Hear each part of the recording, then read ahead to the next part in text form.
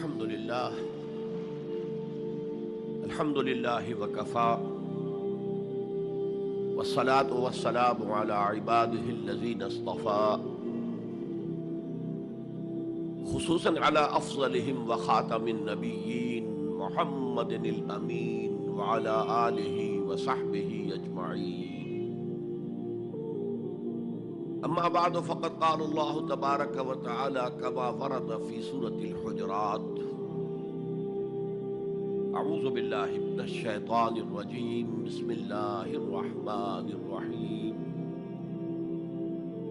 قالت الاعراب آمنا قل لم تؤمنوا ولكن قولوا اسلمنا ولما يدخل الايمان في قلوبكم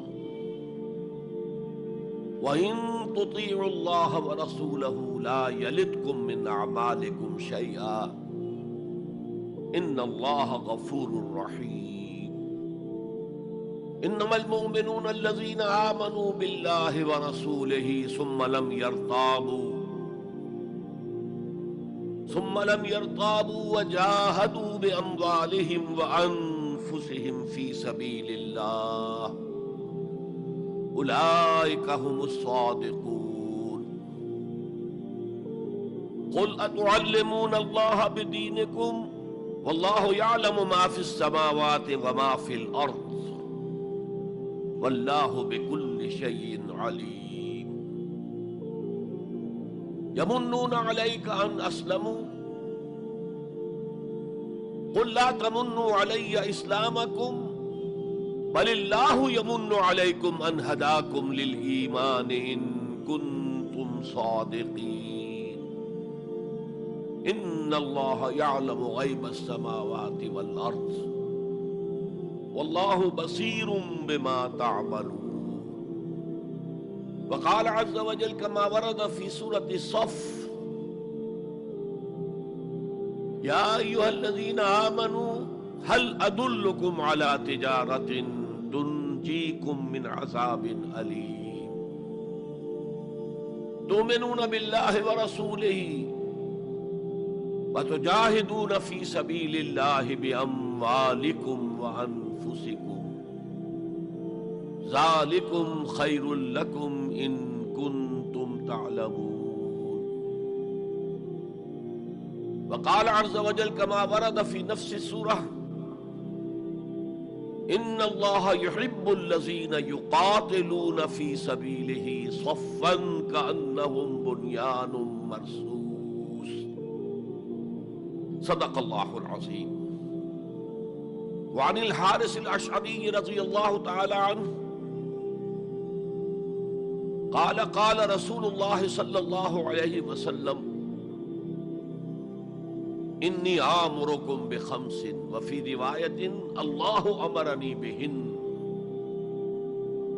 بالجماعت والسمع والطاعت والہجرت والجہاد فی سبیل اللہ.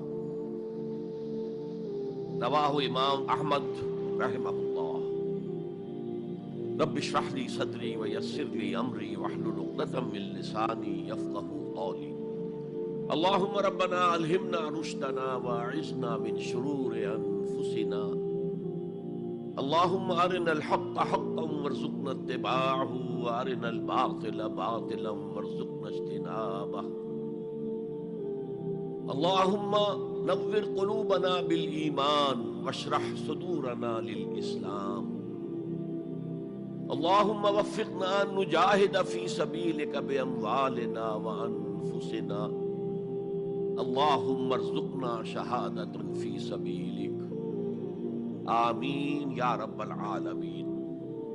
معزز حاضرین اور محترم خواتین، السلام علیکم ورحمۃ اللہ وبرکاتہ. ہمارا جو آج کا موضوع ہے وہ عنوان ہی سے نظر آ رہا ہے کہ طوالت طلب ہے. ایمان، اسلام اور اللہ کی راہ میں جد و جہد. سب سے پہلی بات اس ضمن میں یہ سمجھنی چاہیے کہ قرآن مجید میں ایمان اور اسلام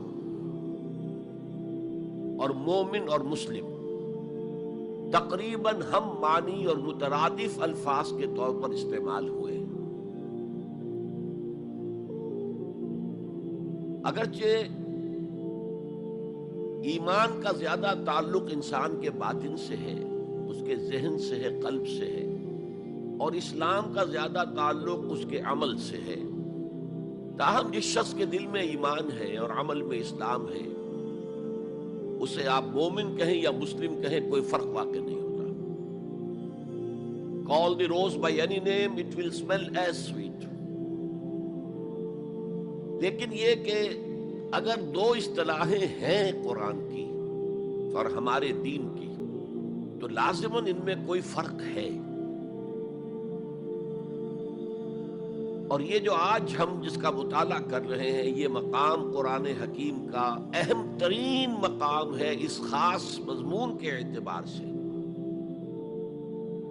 یہ وضاحت میں نے اس لیے کر دی کہ خاص مضمون کے اعتبار سے کہ قرآن کا کوئی ایک لفظ بھی غیر اہم نہیں ہے، لیکن مختلف موضوعات کے اعتبار سے مختلف مقامات کو سب سے بڑھ کر اہمیت کا حامل قرار دیا جا سکتا ہے۔ تو خاص اس موضوع پر، ایمان اور اسلام کے فرق پر، یہ مقام قرآن حکیم کا اہم ترین مقام ہے۔ قالت الاعراب آمنا، یہ بدو لوگ کہہ رہے ہیں ہم ایمان لے آئے۔ قل لم تؤمنوا، اے نبی ان سے کہہ دیجئے تم ایمان ہرگز نہیں لائے ہو۔ شاید بعض حضرات سوچے یہ ہرگز کا لفظ تم نے کہاں سے ایڈ کر دیا؟ تو عربی میں فعل ماضی کی نفی کا ایک طریقہ یہ ہے کہ ماضی ہی کے صیغے پر ما کا اضافہ کر دے، ما آمنتم، تم ایمان نہیں لائے ہو۔ لیکن فعل مضارع سے قبل لم لایا جائے تو یہ ماضی کی نفی ہے انتہائی تاکیدی۔ لم تؤمنوا، ما آمنتم نہیں کہا، لم تؤمنوا، تم ہرگز ایمان نہیں لائے ہو۔ ولیکن قولوا اسلمنا، ہاں یوں کہو کہ ہم اسلام لے آئے ہیں، یا ہم نے اطاعت قبول کر لی ہے، ہم نے سرنڈر کر دیا ہے، اسلام کی، اسلامی ریاست کی بالادستی قبول کر لی ہے۔ ولیکن قولوا اسلمنا، اور اب دیکھیے نہایت تاکیدی نفی پہلے ہو چکی ہے، لم تؤمنوا، پھر مزید تاکید ولما يدخل الایمان فی قلوبکم،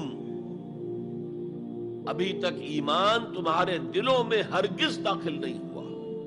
یہ پھر لما، لم کا اضافہ ہے۔ یہ مقام ہے جہاں ان دونوں چیزوں کو بالکل علیحدہ کر کے ایک دوسرے کے مقابل میں لے آئے۔ ثابت ہوا ایمان کچھ اور ہے، اسلام کچھ اور ہے۔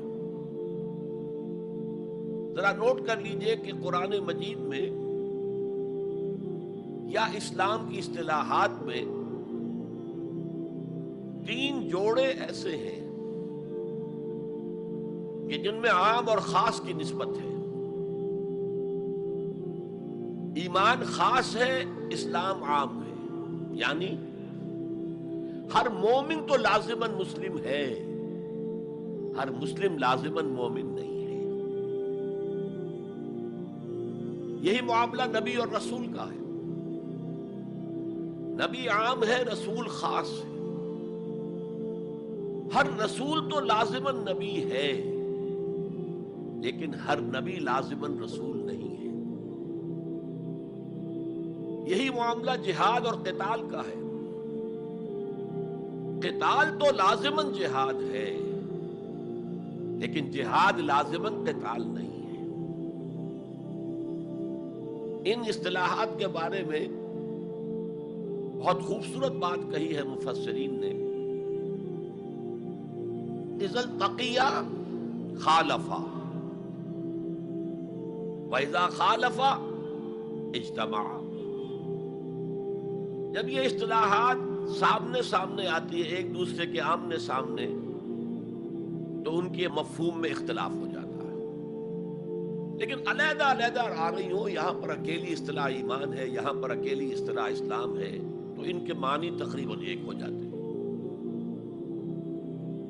اور دوسرے یہ کہ یہ اصطلاحات جو ہے جوڑے، یہ ایک دوسرے کی جگہ پر استعمال ہو جاتے ہیں۔ تو ایمان کی جگہ اسلام، اسلام کی جگہ ایمان، یہ استعمال کیے جا سکتے ہیں۔ اور جیسا کہ میں نے شروع میں کہا، یہ دونوں تقریباً قرآن کے عام اسلوب کے اعتبار سے مترادف رحمانی الفاظ ہیں، لیکن یہاں انہیں بالکل علیحدہ کر دیا گیا ہے۔ قالت الاعراب آمنا قل لم تؤمنوا ولكن قولوا اسلمنا ولما يدخل الايمان في قلوبكم۔ اب ذرا پس منظر سمجھیے کہ یہ کون لوگ تھے جن سے یہ کہا جا رہا ہے۔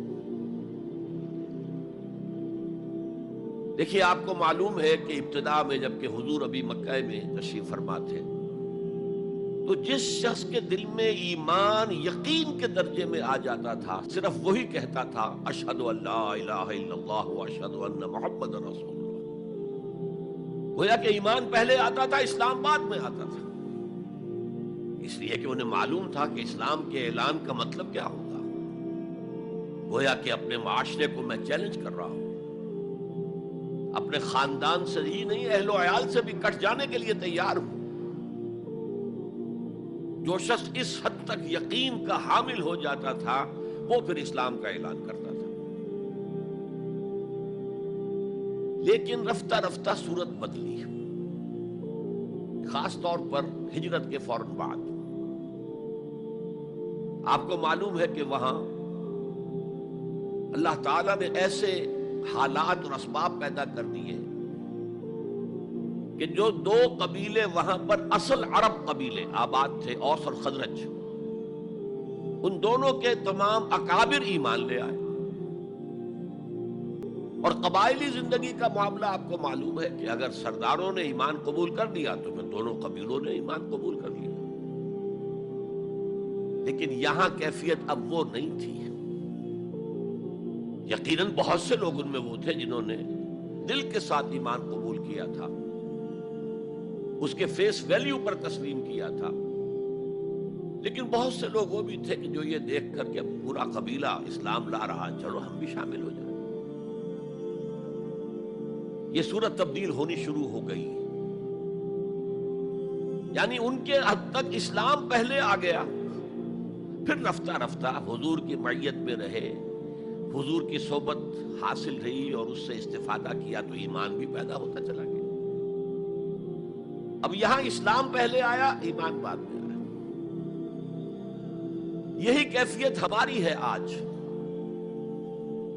ہم مسلمان تو پیدائشی طور پر ہیں، مسلمان والدین کے گھر میں پیدا ہوئے، الا یہ کہ کوئی اور کسی دوسرے مذہب سے تعلق رکھنے والا ایمان قبول کرتا ہے، اسلام قبول کرتا ہے، تو اسے بھی اپنے خاندان سے کٹنا پڑتا ہے، اسے اسی طرح کے حالات سے، چاہے وہ مار پیٹ اور وہ پرسیکیوشن اور وہ تشدد اور وہ ٹارچر نہ ہو جو ہو رہا تھا مکہ مکرمہ میں، لیکن بہرحال کافی کچھ قیمت انسان کو ادا کرنی پڑتی ہے اپنے اسلام کے قبول کرنے کی۔ لیکن ہماری 99,999 فی لاکھ جو اکثریت ہے، وہ تو انہی پر مشتمل ہے جو آباء و اجداد کی وجہ سے due to accident of birth مسلمان ہے۔ تو اسلام تو پیدائشی طور پر مل گیا، پیدا ہوتے ہی داہنے کان میں اذان پڑھی گئی، بائیں میں اقامت کہی گئی۔ بڑا عجیب سا نکتہ ہے، ایک صاحب نے جب بیان کیا تو میں واقعی چونک گیا۔ انسان کی پیدائش کے وقت اذان دی گئی اور اقامت کہی گئی، نماز کوئی نہیں، اور اس کے انتقال کے وقت نماز پڑھی گئی بغیر کسی اذان کے، بغیر کسی اقامت کے۔ گویا کہ اس نماز کی اذان اور اقامت پیدائش کے وقت ہے جو نماز جنازہ کی شکل میں اس کی موت کے وقت پڑھی جا رہی ہے۔ اور یوں کہا جا سکتا ہے کہ ہماری یہ دنیاوی زندگی بس اتنے ہی وقفے کا نام ہے جتنی کہ اذان اور اقامت اور نماز کے درمیان ہوتی ہے۔ بہرحال یہ جو صورتحال کی تبدیلی ہوئی، جس کو میں نے کہا کہ ہمارے ہاں یہ دوسری تبدیلی 100% موجود ہے، یہ تبدیلی اپنے کلائمیکس کو پہنچ گئی جب حضور کو اللہ تعالیٰ نے اتنی کامیابی عطا کی کہ مکہ بھی فتح ہو گیا، تو اگرچہ عرب میں کوئی فارمل گورنمنٹ نہیں تھی، کوئی حکومت فارمل وہاں قائم نہیں تھی، لیکن قریش کا مقام پورے عرب میں ایسے ہی تھا جیسے کہ کسی ملک کا صدر مقام ہوتا ہے۔ مذہبی مرکز وہی تھا، خانہ کعبہ وہاں تھا، تمام قبیلوں کے بت وہاں رکھے ہوئے تھے، قریش اس کے متولی تھے، لہذا قریش کو امتیازی حیثیت حاصل ہو گئی، اور اس کا سب سے بڑا معاشی فائدہ جو انہیں ہوا تھا وہ یہ تھا کہ جبکہ دوسرے کسی قبیلے کا کوئی تجارتی قافلہ بچ کر نہیں جا سکتا تھا، اس میں لوٹ مار، وہاں قریش کے قافلے کو کوئی ہاتھ نہیں لگاتا تھا، اس لیے کہ ہمارے تو خدا ان کے ہاسٹیجز ہیں، ہمارے بت جو ہیں رکھے ہوئے ہیں ان کے پاس خانہ کعبہ کے اندر، اگر ہم ان کے قافلے پر کوئی حملہ کریں گے تو وہ ہمارے بتوں کی گردن توڑ کر یا ایسے اٹھا کر باہر پھینک دیں گے۔ تو بہت بڑا سیاسی اور بہت بڑا معاشی فائدہ قریش کو تھا اس خانہ کعبہ کی وجہ سے، اور اس پر ایک پوری سورت ہے قرآن مجید کی، لِإِلَافِ قُرَيْشٍ إِيلَافِهِمْ رِحْلَةَ الشِّتَاءِ وَالصَّيْفِ فَلْيَعْبُدُوا رَبَّ هَٰذَا الْبَيْتِ الَّذِي أَطْعَمَهُم مِّن جُوعٍ وَآمَنَهُم مِّن خَوْفٍ۔ اس گھر کی وجہ سے ان کو معاشی فوائد حاصل ہے اور امن حاصل ہے۔ بہرحال جب مکہ فتح ہو گیا حضور کے دست مبارک پر صلی اللہ علیہ وسلم، تو اب پورے عرب کے اطراف و اکناف میں یہ بات طے ہو گئی کہ اب جدید اصطلاح میں ہم کہیں گے it's no use continuing resistance, اب ہم کیا مخالفت کریں اور کیا اب آپ کا راستہ روکنے کی کوشش کریں، بات ختم ہو گئی جب مکے پر اب حضور کا قبضہ ہے صلی اللہ علیہ وسلم۔ تو اب قبیلوں نے اپنے وفد بھیجنے شروع کیے، فلاں وفد آ رہا ہے ایمان کا اعلان کر رہے ہیں، پورا قبیلہ ایمان لے آیا ہے، فلاں قبیلے کا وفد آ رہا ہے ایمان کا اظہار کر رہے ہیں، مسلمان ہو گئے ہیں، پورا عرب مسلمان ہو گئے۔ اب یہ لوگ جو ایمان لا رہے تھے، اور ایمان لانے کا مطلب کیا ہے؟ صرف یہ کہہ دینا اشہد ان لا الہ الا اللہ واشہد ان محمد رسول اللہ صلی اللہ علیہ وسلم، ان کی اندرونی کیفیات تین میں سے کوئی سی ایک ہو سکتی تھی، یا تو واقعی ان میں سے بھی کچھ لوگ ایسے تھے جو واقعتاً صدق دل سے ایمان لائے، ایسا بھی ہو سکتا ہے کہ وہ پہلے ہی سے ایمان لا چکے ہوں لیکن اپنے قبیلے کی عصبیت کی وجہ سے، اور یہ کہ پھر قبیلے کو چھوڑ کر کہیں جانا پڑے گا وہ اظہار نہ کر رہے ہوں، اب اس کے اظہار کے اندر کوئی معنی نہیں رہا، کوئی رکاوٹ نہیں رہی، کوئی رسک نہیں رہا، یہ بھی ہو سکتا ہے۔ تو ایک ممکن کیفیت تو یہ تھی کہ وہ ایمان لائے ہو حقیقتاً صدق قلب سے، اور ایک ممکن صورت یہ تھی، اور یہ ہر انقلابی عمل میں ہوتا ہے، کہ مخالف انقلاب قوتیں جب یہ سمجھتی ہیں کہ اب ہمارا بس نہیں چلے گا، اب ہم انقلاب کا راستہ نہیں روک سکتے، تو بظاہر سرنڈر کر دیتے ہیں، لیکن دلوں میں ایک ارادہ ہوتا ہے دیکھیں گے کوئی موقع ملا، وہ حالات بدلے تو پھر ان سے نبٹ لیں گے۔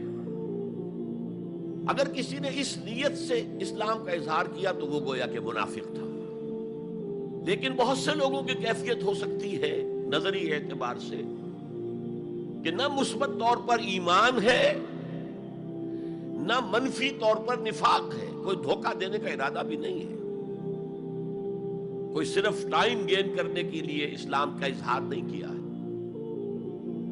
تو گویا کہ یہ پازیٹیو ویلیو ایمان کی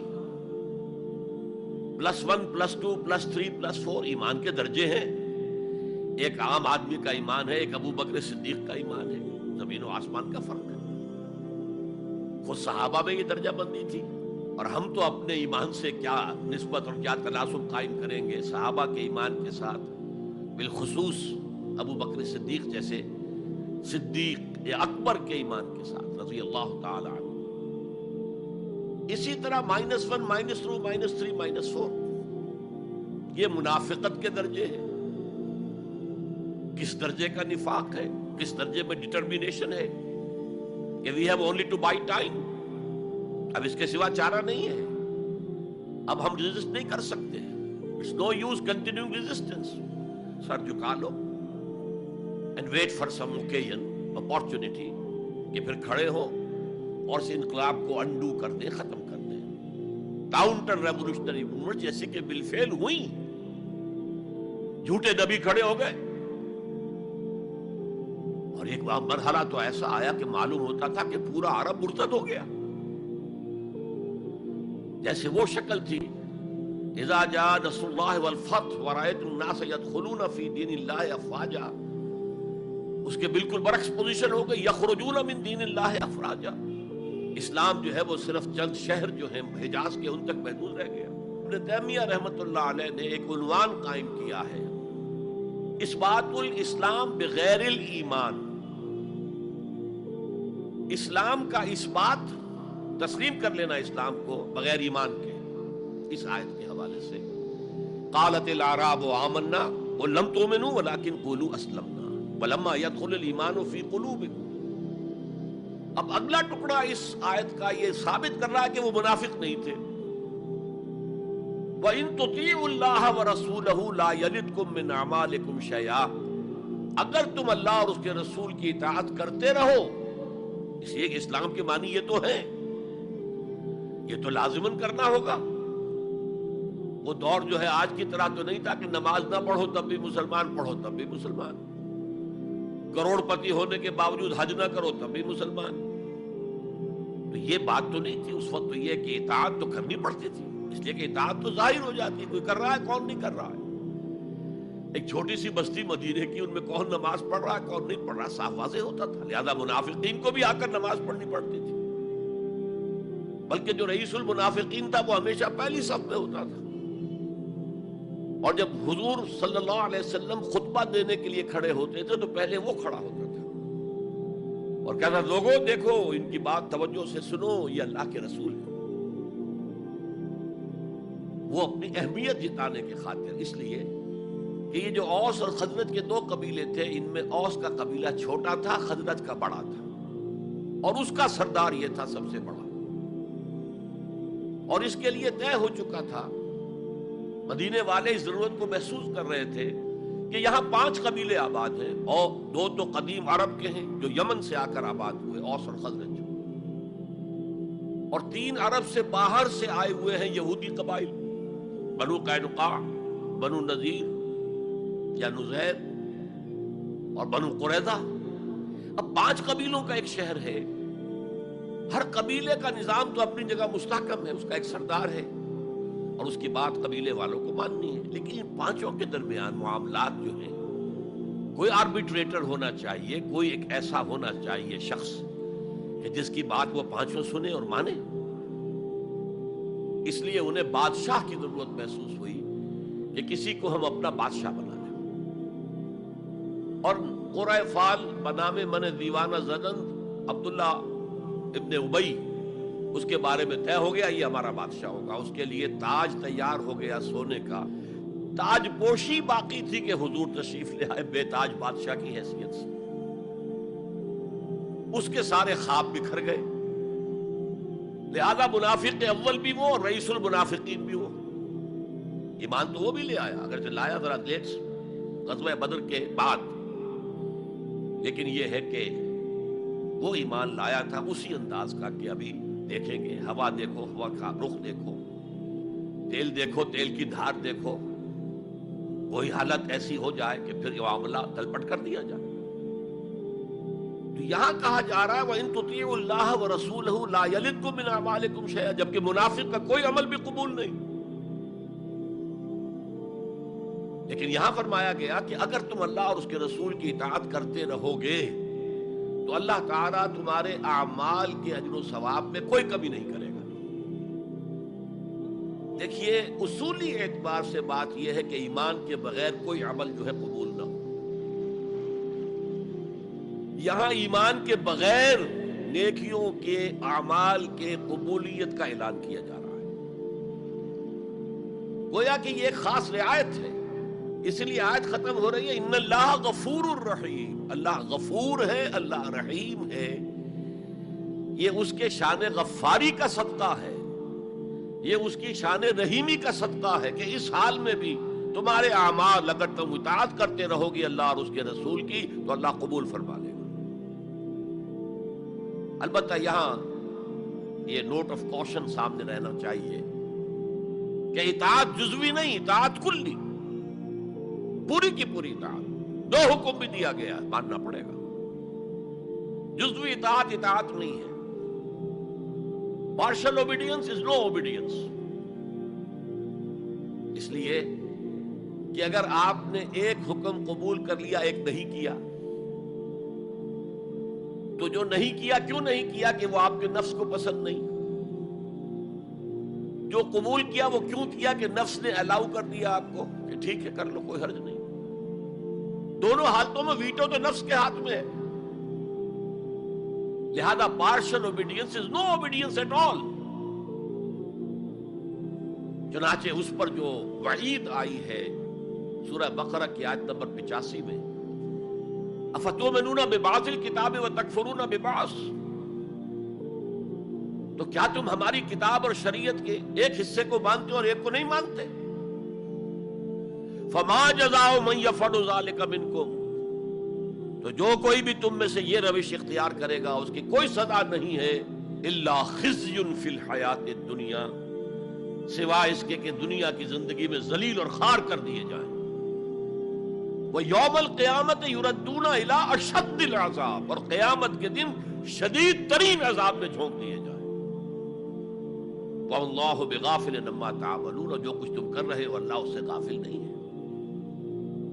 تم اپنی ظاہری ٹیپ ٹاپ سے، اپنے داڑھیوں کے طول سے اللہ کو دھوکہ نہیں دے سکتے، اپنے عمروں اور حجوں کی تعداد سے اللہ کو دھوکہ نہیں دے سکتے. He sees you through and through. تمہارے باطن کو دیکھتا ہے، تمہارے دل کو دیکھتا ہے. اسے معلوم ہے کہ تم نے حج تو کیا، حرام کی کمائی سے کیا ہے. بہرحال یہ بڑی شدید وعید والی آیت ہے قرآن مجید میں کہ جس کا نقشہ ہماری نگاہوں کے سامنے آج دنیا میں مسلمانوں کی کیا وقت ہے، کیا حیثیت ہے. 1.25 ارب سے لے کر 1.5 ارب تک کی تعداد ہے جو وہاں کی جاتی ہے مسلمانوں کی دنیا میں. گویا کہ ہر چوتھا یا ہر 5واں انسان مسلمان ہے. کتنا بڑا رقبہ ان کے قدم و تلے ہے. ہر طرح کے وسائل اللہ نے مہیا کیے ہیں، معدنیات، نباتات، پھر جو آج کی سب سے بڑی دولت تیل، اس کے سب سے بڑے ذخیرے مسلمانوں کے قدم و تلے ہیں. اس سب کے باوجود عزت نام کی کوئی شے نہیں.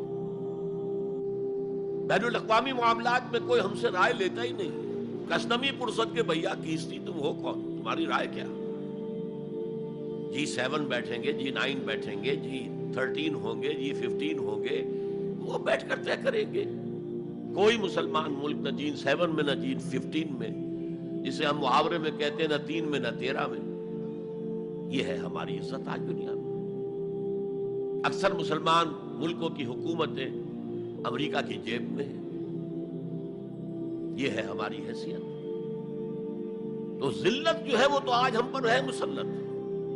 فما جزاء من يفعل ذلك منكم الا خزي في الحياة الدنيا ويوم القيامة. اب یہ قیامت کے دن کی بات جو اللہ فرما رہے ہیں، دعا ہی کی جا سکتی ہے کہ اللہ تعالیٰ اس سے بچا لے، کرم فرمائے، اپنی شان غفاری اور شان رحیمی سے ہمیں اس روز کی ذلت سے اور شدید ترین عذاب میں جھونک دیے جانے کی جو یہاں پر خبر سنائی جا رہی ہے، وعید سنائی جا رہی ہے، اللہ تعالیٰ اسے بچا لے.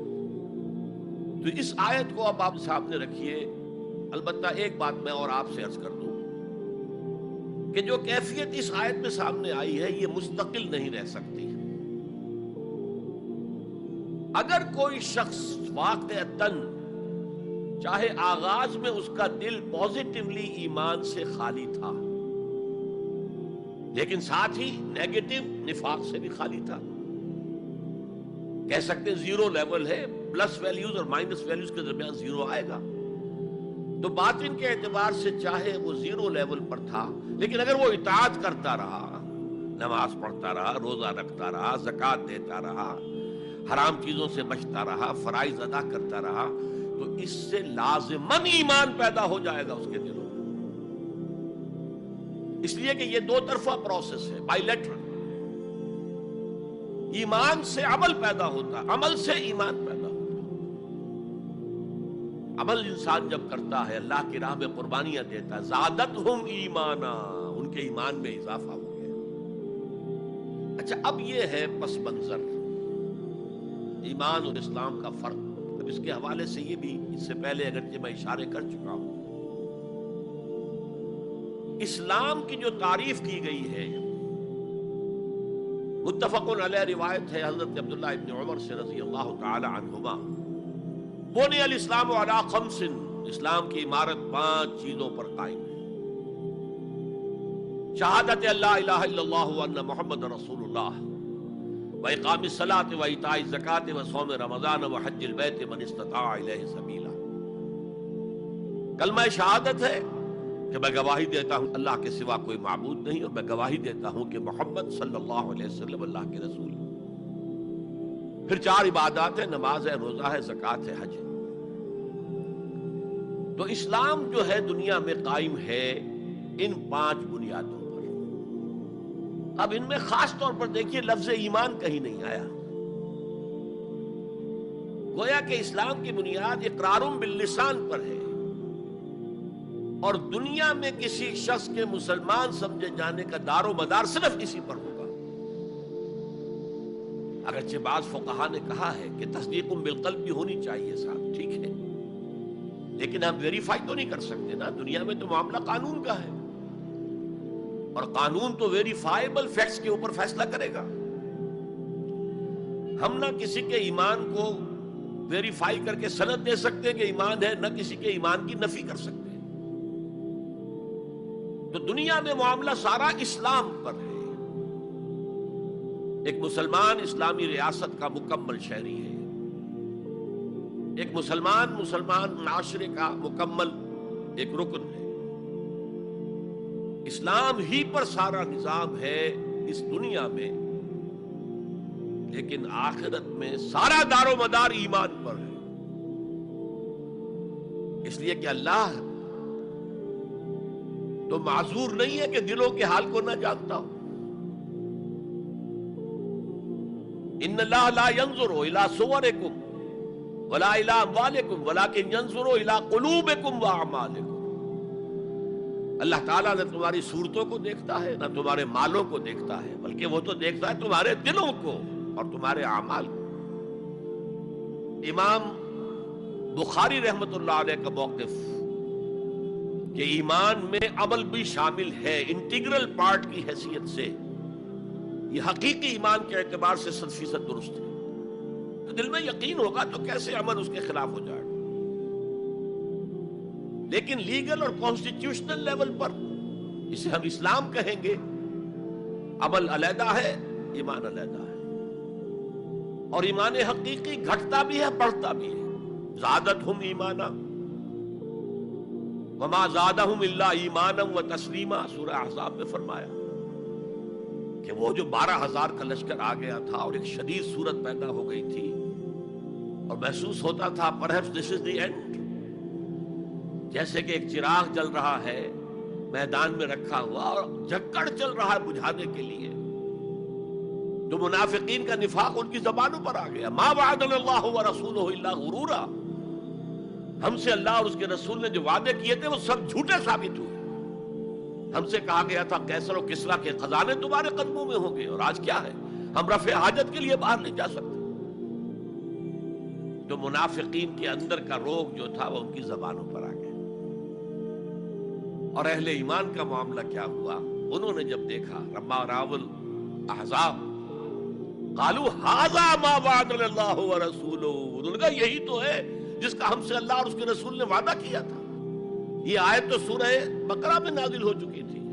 وَلَنَبْلُوَنَّكُمْ بِشَيْءٍ مِّنَ الْخَوْفِ وَالْجُوعِ وَنَقْصٍ مِّنَ الْأَمْوَالِ وَالْأَنفُسِ وَالثَّمَرَاتِ وَبَشِّرِ الصَّابِرِينَ، ہم لازماً آزمائیں گے تمہیں، لازماً آزمائیں گے، خوف سے، بھوک سے، فقر و فاقے سے، جان اور مال اور ثمرات کے ضیاع سے اور زیاں سے۔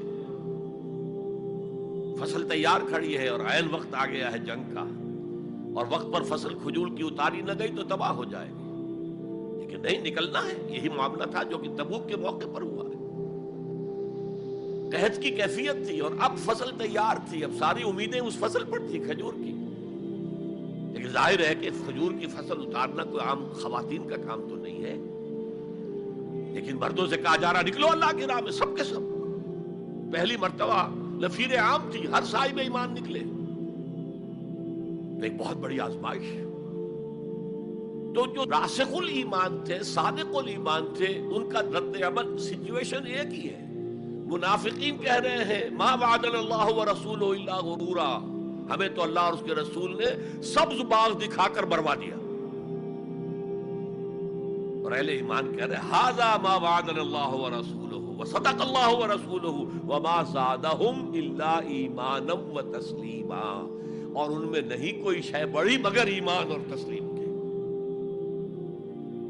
جبکہ وہ جو ایک کانسٹیٹیوشنل ایمان ہے وہ ایک جامد شے ہے، it's a legal status that you get as a Muslim. تو یہ اسٹیٹس نہ گھٹتا ہے نہ بڑھتا ہے۔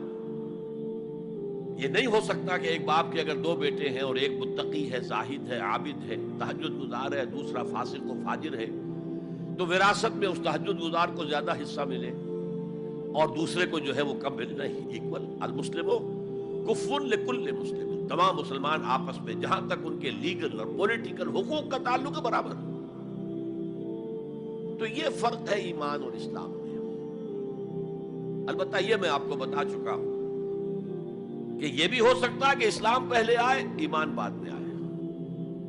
ہم میں سے جب بھی اللہ تعالیٰ کسی کو نصیب فرما دے حقیقی ایمان، یقین والا ایمان، جیسے میں نے دعا کی اللہم نور قلوبنا بالایمان، اے اللہ ہمارے دلوں کو منور کر دے، روشن کر دے ایمان کے ساتھ، نور ایمان سے جگمگا اٹھے ہمارا دل، واشرح صدورنا للاسلام، اور ہمارے سینوں کو کھول دے اسلام کے لیے، اسلام کی ہر شے ہمیں حسین نظر آئے۔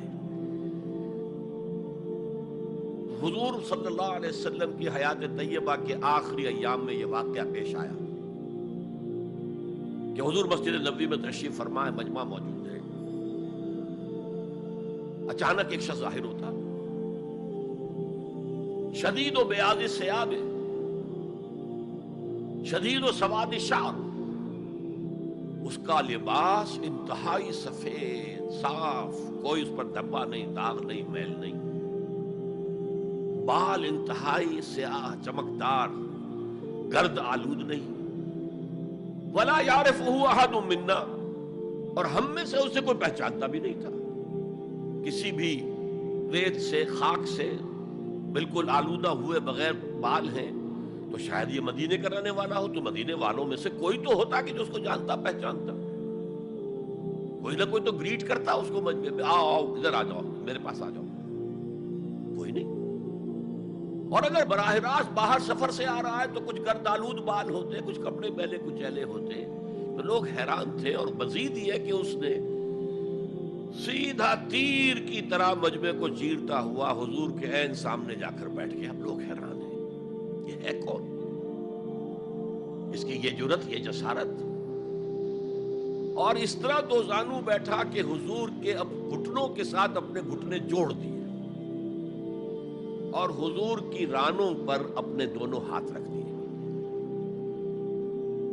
اب سوال کیا، یا محمد اخبرنی عن الاسلام، اے محمد مجھے بتاؤ اسلام کیا ہے؟ حضور نے فرمایا وہی جو میں ابھی آپ کو حدیث سنا چکا ہوں، الاسلام ان تشہد اللہ الہ الا اللہ وان انا رسول اللہ وان تقیم الصلاۃ وتؤتی الزکاۃ وتصوم رمضان وتحج البیت ان استطعت الیہ سبیلا۔ پھر کہا اخبرنی عن الایمان، لیکن یہ کہ ان روایتوں میں بھی اس کو روایت کرنے والے بہت سے صحابہ ہیں، عبداللہ ابن عمر بھی ہیں، حضرت عمر خود بھی ہیں رضی اللہ تعالی عنہما، ابو ہریرہ بھی ہے، عبداللہ ابن مسعود بھی ہیں.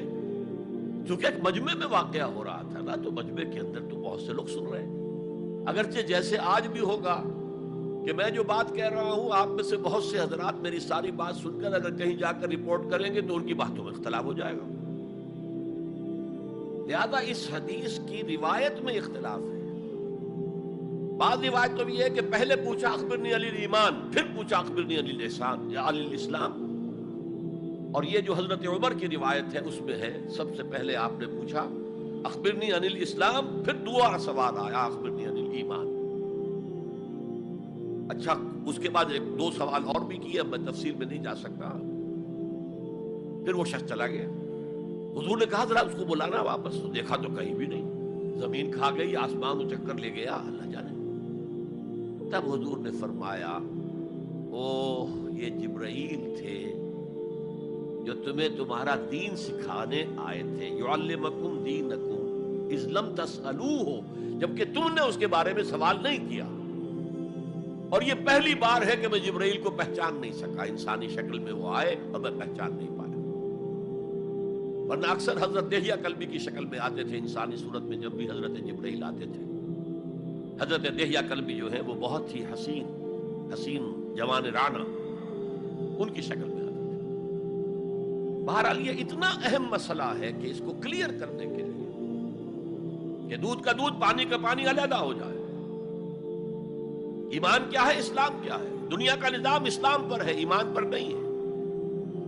آخرت کا معاملہ ایمان پر ہے، اسلام پر نہیں ہے. کوئی شخص مسلمانوں کا بہت بڑا قائد ہو، بہت بڑا لیڈر ہو، لیکن ہو سکتا ہے آخرت میں زیرو ہو. میں حدیث سنا چکا ہوں آپ کو. ایک شخص دنیا میں شہید سمجھا جا رہا تھا، ایک شخص دنیا میں بہت بڑا عالم سمجھا جا رہا تھا، ایک شخص دنیا میں بہت بڑا سخی سمجھا جا رہا تھا، اور اللہ نے سب کے دعوے جو ہیں ان کی نفی کر دی. تم نے جنگ کی تھی اس لیے لیقال جریء کہا جائے، بہت ہی جری آدمی ہے صاحب، بہت بہادر آدمی، کیا کہنے اس کے. لیقال سخی، بھائی بڑا سخی آدمی ہے، سخاوت کے دریا بہا دیے اس نے. بھائی بہت بڑا عالم ہے، اس سے علم کا کتنا جو ہے لوگوں کو فیض پہنچا ہے. وقت قیلا، یہ تمہارا مقصود تھا، وہ مقصود دنیا میں حاصل ہو چکا. تمہاری شہرت کے ڈنکے بج چکے، اب یہاں تمہارے لیے کچھ نہیں. اور پھر اللہ حکم دے گا اور فرشتے منہ کے بل گھسیٹتے ہوئے اسے جہنم میں جھونک دیں گے. تو وہ اسلام وہاں کام نہیں آئے گا. بلکہ اسلام کیا، اسلام پر اتنی اضافی خوبیاں بھی کام نہیں آئیں گی اگر دل میں ایمان نہیں اور اس کے نتیجے میں نیت درست نہیں. حقیقت البر پر ہم گفتگو کر چکے ہیں، نیکی کی اصل حقیقت کیا ہے. اسی موضوع پر اصل میں امام ابو حنیفہ جو فقیہ ہے، ان کی کوئی کتاب اور تصنیف فقہ پر نہیں ہے. وہ سارے ان کے شاگردوں کے فتاویٰ ہیں جو بعد میں مرتب ہوئے. ہاں ان کی ایک تصنیف ہے الفقہ الاکبر، بڑی فقہ جو میجر ایشوز ہیں. مسلمان کون ہے، اور مسلمان گناہ کبیرہ کرے تو کافر ہو جاتا یا نہیں ہو جاتا. بعض احادیث سے ثابت ہوتا ہے کہ وہ تو کافر ہو گیا، ایمان سے محروم ہو گیا. میں وہ حدیث سنا چکا ہوں آپ کو، واللہ لا یؤمن واللہ لا یؤمن واللہ لا یؤمن. خدا کی قسم وہ شخص مومن نہیں، خدا کی قسم وہ شخص مومن نہیں، خدا کی قسم وہ شخص مومن نہیں. صحابہ لرز گئے، کانپ گئے. قیل من یا رسول اللہ، حضور کس کے بارے میں ارشاد فرما رہے ہیں؟ فرمایا الذی لا یامن جارہ بوائقہ، وہ شخص کہ جس کی ایذا رسانی کی وجہ سے اس کا پڑوسی چین میں نہیں ہے، امن میں نہیں، سکون میں نہیں.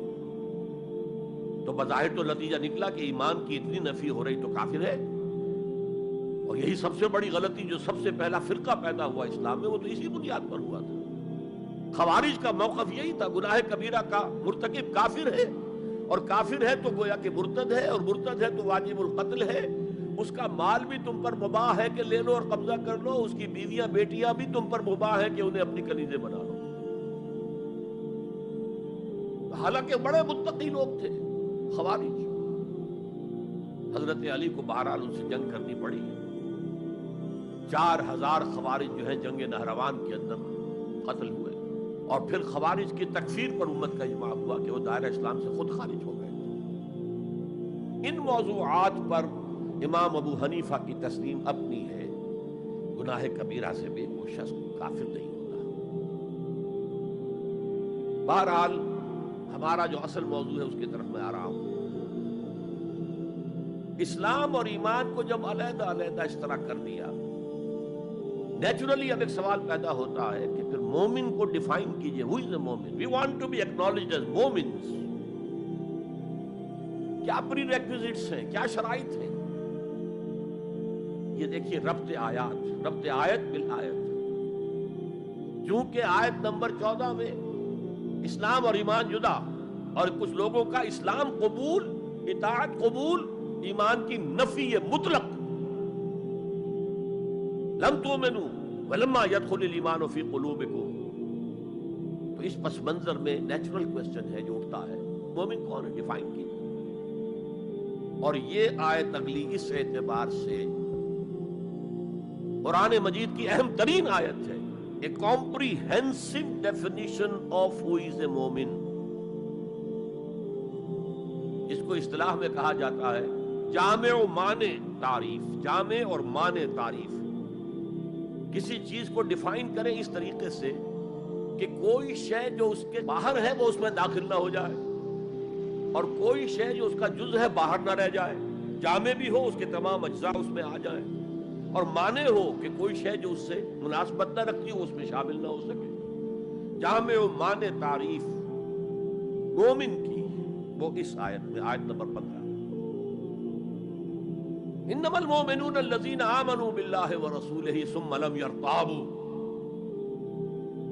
اب یہاں بھی وہ اسلوب حصر ہے، انما، اور حصر کا مفہوم میں کئی دفعہ سمجھا چکا ہوں کہ آپ کہیں کہ زید عالم ہے، اس سے دوسروں کے علم کی نفی نہیں ہوئی، اور بھی ہو سکتے ہیں۔ زید ہی عالم ہے تو دوسروں کی نفی ہو گئی کہ اس مجمع میں صرف ایک عالم ہے اور وہ زید ہے، باقی کوئی عالم نہیں۔ اسے حصر کہتے ہیں۔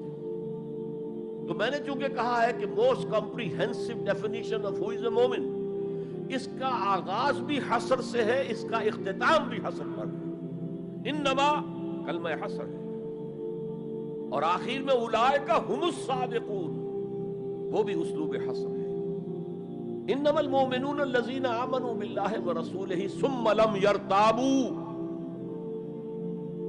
مومن تو صرف وہ ہے جو ایمان لائے اللہ پر اور اس کے رسول پر، پھر شک میں ہرگز نہیں پڑے۔ یہ پھر لم آ گیا، یہاں مرتابو نہیں آیا، لم یرتابو، ہرگز شک میں نہیں پڑے۔ یہ واحد مقام قرآن کا جہاں پر کہ یہ لفظ اضافی طور پر آیا ہے ایمان کے بعد، ثم لم یرتابو۔ یرتابو بنا ریب سے، شک۔ الف لام میم ذالک الکتاب لا ریب فیہ۔ ارتابا یرتابو، شک میں پڑ جانا۔ ثم لم یرتابو، پھر شک میں ہرگز نہیں پڑے۔ ان کا دل ایمان پر یقین کے ساتھ معمور ہو گیا۔ چنانچہ پازیٹیو انداز میں یہی شان بیان ہوئی ہے صحابہ کی اکثریت کی۔ اسی سورہ حجرات میں فرمایا گیا صحابہ کرام سے، وَلَٰكِنَّ اللَّهَ حَبَّبَ إِلَيْكُمُ الْإِيمَانَ وَزَيَّنَهُ فِي قُلُوبِكُمْ۔ اللہ نے تو تمہارے نزدیک ایمان کو محبوب بنا دیا ہے اور تمہارے دلوں میں کھبا دیا ہے، مزین کر دیا تمہارے دلوں کو ایمان سے، منور کر دیا تمہارے دلوں کو ایمان سے۔ تو یہاں فرمایا انما المؤمنون الذین آمنوا باللہ ورسولہ ثم لم یرتابوا، اضافی شرط۔ وجاہدوا باموالہم وانفسہم فی سبیل اللہ، اور جہاد کیا انہوں نے اپنے مالوں کے ساتھ اور جانوں کے ساتھ اللہ کی راہ میں، یہ دوسری شرط لازم۔ تو یا جہاد کے بغیر کوئی ایمان نہیں۔ یہ جامع و معنی تعریف ہے۔ اولئک ھم الصادقون، صرف یہ لوگ سچے ہیں۔ یہ اگر دعویٰ کریں آمنا تو ٹھیک ہے، ان کا دعویٰ صحیح ہے، درست ہے، لیکن یہ دو پری ریکوزٹس پورے کرنے ہوں گے۔ اب اس کو میں سمجھانے کے لیے کہا کرتا ہوں کہ دیکھیے یہ 5 ارکان تو اسلام کے ہو گئے، کلمہ شہادت، نماز، روزہ، حج، زکوٰۃ۔ اس میں جب حقیقی ایمان دلوں میں اتر جائے گا تو ایک تو رکن یہاں اضافی ہو جائے گا، یقین قلب، صرف گواہی نہیں، صرف وربل اٹیسٹیشن نہیں، یقین قلب۔ اور دوسرا عمل میں آ جائے گا جہاد فی سبیل اللہ۔ وہ پانچوں ارکان قائم رہیں گے. اسلام عام ہے، ایمان خاص ہے، تو اسلام کے 5 ارکان تو ہیں موجود، وہ تو شامل رہیں گے. اگرچہ ظاہر بات ہے جب دل میں یقین پیدا ہو جائے گا تو اب نماز کی شان کچھ اور ہوگی. ایک ہے چھدا اتارا جا رہا ہے، بس نماز ایک فقہی جو ہے وہ ہم نے ادا کر دی ہے، جس کو کہا گیا ہے کہ جیسے مرغا ٹھونگے مارتا ہے ایسے سجدے کیے ہیں اور گئے. ایک نماز وہ ہوگی جسے حضور نے کہا الصلاۃ معراج المومنین. تو ایمان حقیقی کے ساتھ نماز کی شان کچھ اور ہوگی، اور ایک اس رسمی سے اسلام کے ساتھ نماز کی شان کچھ اور ہوگی. لیکن وہ 5 ارکان قائم رہیں گے، 2 کا اضافہ ہو جائے گا. شہادت کے بعد اس کے ساتھ یقین قلبی، اور ان 4 عبادات کے ساتھ جہاد فی سبیل اللہ. یہ جو رے آف لائٹ کا جو اسپیکٹرم بنتا ہے اسے پرزم میں سے جب گزارے تو 7 روشنیاں نظر آتی ہیں. وہ تو نظر آتی ہیں، 2 اور بھی ہیں جو نظر نہیں آتی. Ultraviolet, infrared. یہ الٹرا وائلٹ ہے اور یہ انفرا ریڈ ہے جہاد والی، جس میں جانیں دینی پڑتی ہے، خون کا معاملہ بھی آتا ہے. یہ گویا کہ حقیقی ایمان کے 7 ارکان ہو جائیں گے، 5 جمع 2. تب وہ شخص مومن کہلانے کا مستحق ہوگا. قُلْ أَتُعَلِّمُونَ اللَّهَ بِدِينِكُمْ. اے نبی ان سے کہیے تم اللہ کو بتانا چاہتے ہو، جتلانا چاہتے ہو اپنا دین. میں چونکہ ہریانہ میں پیدا ہوا تھا حصار میں، تو وہاں کی جو مقامی بولی تھی اس کی کچھ چیزیں یاد ہیں. تھوتھا چنا باجے گھنا. جو چنا اندر سے خالی ہو گیا، کیڑا کھا چکا ہے، اس کے اندر آواز زیادہ ہو جاتی ہے. خالی برتن زیادہ آواز دیتا ہے، برتن بھرا ہوا ہے تو ظاہر بات ہے ڈل ہو جائے گی. تو وہاں تھوتھا چنا، کھوکھلا چنا باجے گھنا، اس کی آواز جو ہے زیادہ آتی ہے. تو جن کے دلوں میں وہ ایمان نہیں تھا وہ بڑھ چڑھ کر کے ہم دیکھیں جی ہم تو اسلام لے آئے، ہم تو بغیر لڑے بھڑے اسلام لے آئے. حضور ہمارے ساتھ تو خصوصی معاملہ ہونا چاہیے، ہمیں زکوٰۃ میں سے خصوصی حصہ ملنا چاہیے. یہ جو وہ جتلاتے تھے اپنے دین کو، تو فرمایا قُلْ أَتُعَلِّمُونَ اللَّهَ بِدِينِكُمْ. کیا اللہ کو اپنا دین جتلا رہے ہو؟ وَاللَّهُ يَعْلَمُ مَا فِي السَّمَاوَاتِ وَمَا فِي الْأَرْضِ. اللہ کو تو معلوم ہے جو کچھ آسمانوں میں ہے اور جو کچھ زمین میں ہے. وَاللَّهُ بِكُلِّ شَيْءٍ عَلِيمٌ. اللہ تو ہر چیز کا جاننے والا ہے.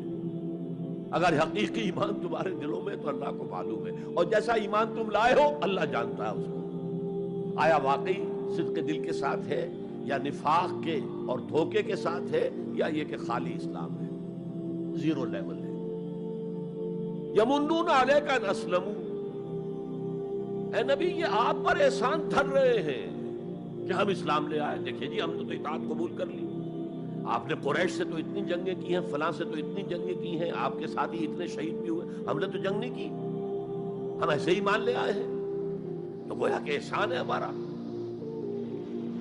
یمنون علیک، مننا یمنو احسان دھرنا. یمنون علیک ان اسلموا قل لا تمنوا علی اسلامکم. کہہ دیجئے مجھ پر اپنے اسلام کا احسان مت دھرو. بل اللہ یمن علیکم ان ہداکم للایمان. بلکہ اللہ تم پر احسان دھرتا ہے کہ تمہیں اسلام کا راستہ دکھا دیا ہے. تم اسلام میں آ گئے ہو تو ایمان کا راستہ تمہیں دکھا دیا ہے. اب عمل کرتے رہو گے تو ایمان پیدا ہو جائے گا. یہ میں نے عرض کیا تھا کہ یہ کیفیت اثبات الاسلام بغیر الایمان یہ مستقل نہیں ہے، یہ عارضی ہے. جب عمل کریں گے تو ایمان پیدا ہو جائے گا. تو بل اللہ یمن علیکم ان ہداکم للایمان ان کنتم صادقین. بلکہ اللہ کا احسان مانو کہ اس نے تمہیں اسلام کے راستے پر لا کر گویا کہ اس سڑک پر ڈال دیا ہے جو ایمان کی طرف لے جا رہی ہے. اگر تم اسلام کے بارے میں بھی سچے ہو، یعنی وہ لوگ نکل جائیں گے جو دھوکہ دینے کے لیے ایمان لا رہے تھے. ان اللہ یعلم غیب السماوات والارض. یقیناً اللہ جانتا ہے ہر پوشیدہ چیز کو جو آسمانوں کی ہے اور زمین کی ہے. اور یہ غیب کا لفظ ہماری نسبت سے ہے، نوٹ کر لیجئے اسے. اللہ کے لیے کوئی غیب نہیں ہے، سرے سے کوئی غیب. ہر شے اس کے لیے شہود ہے، ہر شے ہر آن اس کی نگاہوں کے سامنے، کوئی شے اس کے لیے غیب نہیں. کہ ریلیٹو ٹرم میں جو ہمارے لیے غیب ہے۔ واللہ بصیر بما تعملون، اور جو کچھ تم کر رہے ہو اللہ اسے دیکھ رہا ہے۔ اچھا، اب پھر پہلی دو آیات کی طرف آ جائیے۔ اسلام ایمان علیحدہ چیز ہے۔ ایمان کی تعریف یقین قلبی دل میں، اور جہاد فی سبیل اللہ عمل۔ گویا کہ ان میں سے کوئی ایک چیز بھی نہیں ہے تو پھر مومن نہیں ہو تم۔ دل میں یقین نہیں تو مومن نہیں، عمل میں جہاد نہیں تو مومن نہیں۔ اب اسی کو دوسرے مقام سے جو میں نے آیات پڑھی تھی، سورہ صف کی آیت نمبر 10-11، یا ایھا الذین آمنوا هل ادلکم علی تجارۃ تنجیکم من عذاب علیم، اے اہل ایمان کیا میں تمہاری رہنمائی کروں اس تجارت کی جانب جو تمہیں جہنم کے عذاب سے بچا دے، نجات دے دے۔ سوالیہ انداز، یہ قرآن کا بھی انداز ہے، حضور کا بھی انداز تھا۔ پہلے سوال کیا جائے تاکہ اذہان سوچنے کی طرف آمادہ ہو جائے،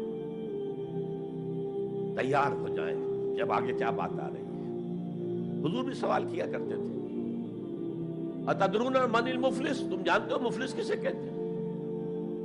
اکثر و بیشتر صحابہ کا جواب ہوتا تھا اللہ و رسول عالم، اللہ اور اس کا رسول بہتر جانتے ہیں۔ پھر حضور دوبارہ پوچھتے تھے تو اپنی اپنی سمجھ کے مطابق جواب دیتے تھے۔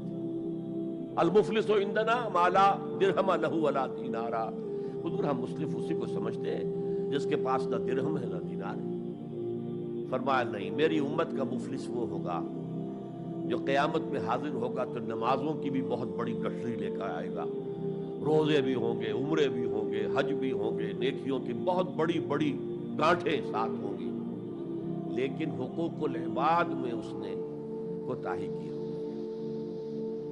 قد اکل مال ھذا، اس شخص کا مال ہڑپ کر لیا ہوگا غلط طریقے سے، بہنوں کا حصہ وراثت میں کھا لیا ہوگا، کسی پر تہمت لگائی ہوگی، کسی کی غیبت کی ہوگی، اور وہ سارے دعوے دار جمع ہو جائے، اللہ اس شخص نے میرے ساتھ یہ کیا، اللہ اس شخص نے میرے ساتھ یہ کیا، تو اس کی نیکیاں سب دے دی جائیں گی۔ اچھا بھائی، وہاں کوئی اور کرنسی تو ہے نہیں کہ اتنے ہزار جرمانہ یا اتنا لاکھ جرمانہ، اچھا تم اس کی نمازیں لے جاؤ، تم اس کے روزے لے جاؤ، تم اس کے حج اور عمرے لے جاؤ، خالی ہو گیا، اور دعوے دار اب بھی باقی ہیں، تو ان کے گناہ اب ان کے حساب میں پڑنے شروع ہو گئے، اور وہ ان کے گناہوں کے بوجھ تلے دب کر جہنم میں جھونک دیا جائے۔ یہ مفلس ہے، یہ انداز تھا، یہ قرآن کا بھی انداز ہے اور یہی حضور کا انداز تھا۔ یا ایھا الذین آمنوا هل ادلکم علی تجارۃ تنجیکم من عذاب علیم، اے ایمان والو، اے ایمان کے دعوے دارو، یا اے وہ لوگوں جو ایمان قانونی حاصل کر چکے ہو، یا اے وہ مسلمانوں جن کی رسائی ابھی تک حقیقی ایمان تک نہیں ہوئی، یا ایھا الذین آمنوا هل ادلکم علی تجارۃ تنجیکم من عذاب علیم، کیا میں بتاؤں تمہیں وہ تجارت، وہ کاروبار جس کا نفع کیا ہوگا کہ جہنم سے چھٹکارا پا جاؤ۔ اب یہاں ایک منٹ رک کر توقف کر کے نظم کلام کے اعتبار سے ایک نتیجہ سامنے لے آئیے، اگر وہ تجارت نہیں کرو گے تو جہنم سے نجات کی امید یہ تمہاری وشفل تھنکنگ ہے، تمہاری آرزویں ہیں، دل کا امانیہم، یہ ان کی خواہشات ہیں جنہوں نے عقیدوں کی شکل اختیار کر لی۔ اللہ کا کلام ہے یہ، اس میں کوئی شے جو ہے محض شاعرانہ لفاظی کے لیے یا شاعرانہ مبالغے کے لیے تو نہیں ہے نا۔ گنجینہ معنی کا طلسم اس کو سمجھیو جو لفظ کے غالب میرے اشعار میں آوے، تو قرآن میں جو لفظ آ رہا ہے وہ ہر لفظ اپنی جگہ پر معنی کا خزانہ ہے۔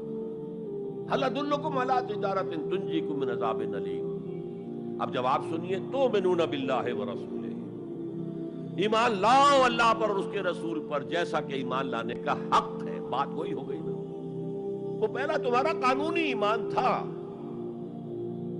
اصل ایمان کچھ اور ہے۔ اسی کو سورہ نساء میں فرمایا یا ایھا الذین آمنوا آمنوا باللہ ورسولہ والکتاب الذی نزل علی رسولہ والکتاب الذی انزل من قبل، اے ایمان کے دعوے دارو ایمان لاؤ جیسا کہ ایمان لانے کا حق ہے، اللہ پر بھی اور اس کے رسول پر بھی، اور اس کتاب پر بھی جو اپنے رسول پر اس نے نازل فرمائی، اور اس کتاب پر بھی جو پہلے نازل کی تھی۔ تؤمنون باللہ ورسولہ وتجاہدون فی سبیل اللہ باموالکم وانفسکم، بالکل وہی آیت نمبر 15 بن گئی کہ نہیں سورہ حجرات کی؟ ایمان لاؤ اللہ پر، اس کے رسول پر، یا ایمان رکھو اللہ پر اس کے رسول پر جیسے کہ ایمان کا حق ہے، اور جہاد کرو اللہ کی راہ میں اپنی جانوں اور مالوں کے ساتھ۔ تؤمنون باللہ ورسولہ وتجاہدون فی سبیل اللہ باموالکم وانفسکم ذالکم خیر لکم ان کنتم تعلمون۔ یہی تمہارے حق میں بہتر ہے اگر تم سمجھو، اگرچہ بظاہر تو گھاٹے کا سودا ہے دنیاوی اعتبار سے، اللہ کی راہ میں جہاد کرنا جان کا اندیشہ، قتال کے لیے نکلنا جان کا، جو اگر بچ کے آ گئے تو ایک نئی زندگی سمجھیے، ورنہ انسان میدان جنگ میں جاتا ہے تو جان ہتھیلی پر رکھ کر جاتا ہے۔ مال مانگا جا رہا ہے اللہ کی راہ میں، مال دے کر دنیا میں تو بہرحال دولت کی کمی کا احساس ہوتا ہے نا، اگرچہ تمہیں گھاٹے کا سودا نظر آتا ہے، حقیقت میں یہی نفع کا سودا ہے اگر تمہارے پاس علم حقیقی ہے۔ اب ان دو مقامات سے جو نتیجہ میں نے نکالا، there can be no ایمان without jihad فی سبیل اللہ، there can be no salvation on the day of judgment without jihad فی سبیل اللہ۔ کس قدر اہم ہے جہاد فی سبیل اللہ کو اب سمجھنا، اس کے تقاضوں کو جاننا، اس کی شرائط کا فہم حاصل کرنا۔ اس ضمن میں جو دنیا میں آج غلط فہمیاں پھیلی ہوئی ہیں اور زبردستی پھیلائی بھی جا رہی ہیں جان بوجھ کر، اس کا اصل سبب ہم خود ہیں۔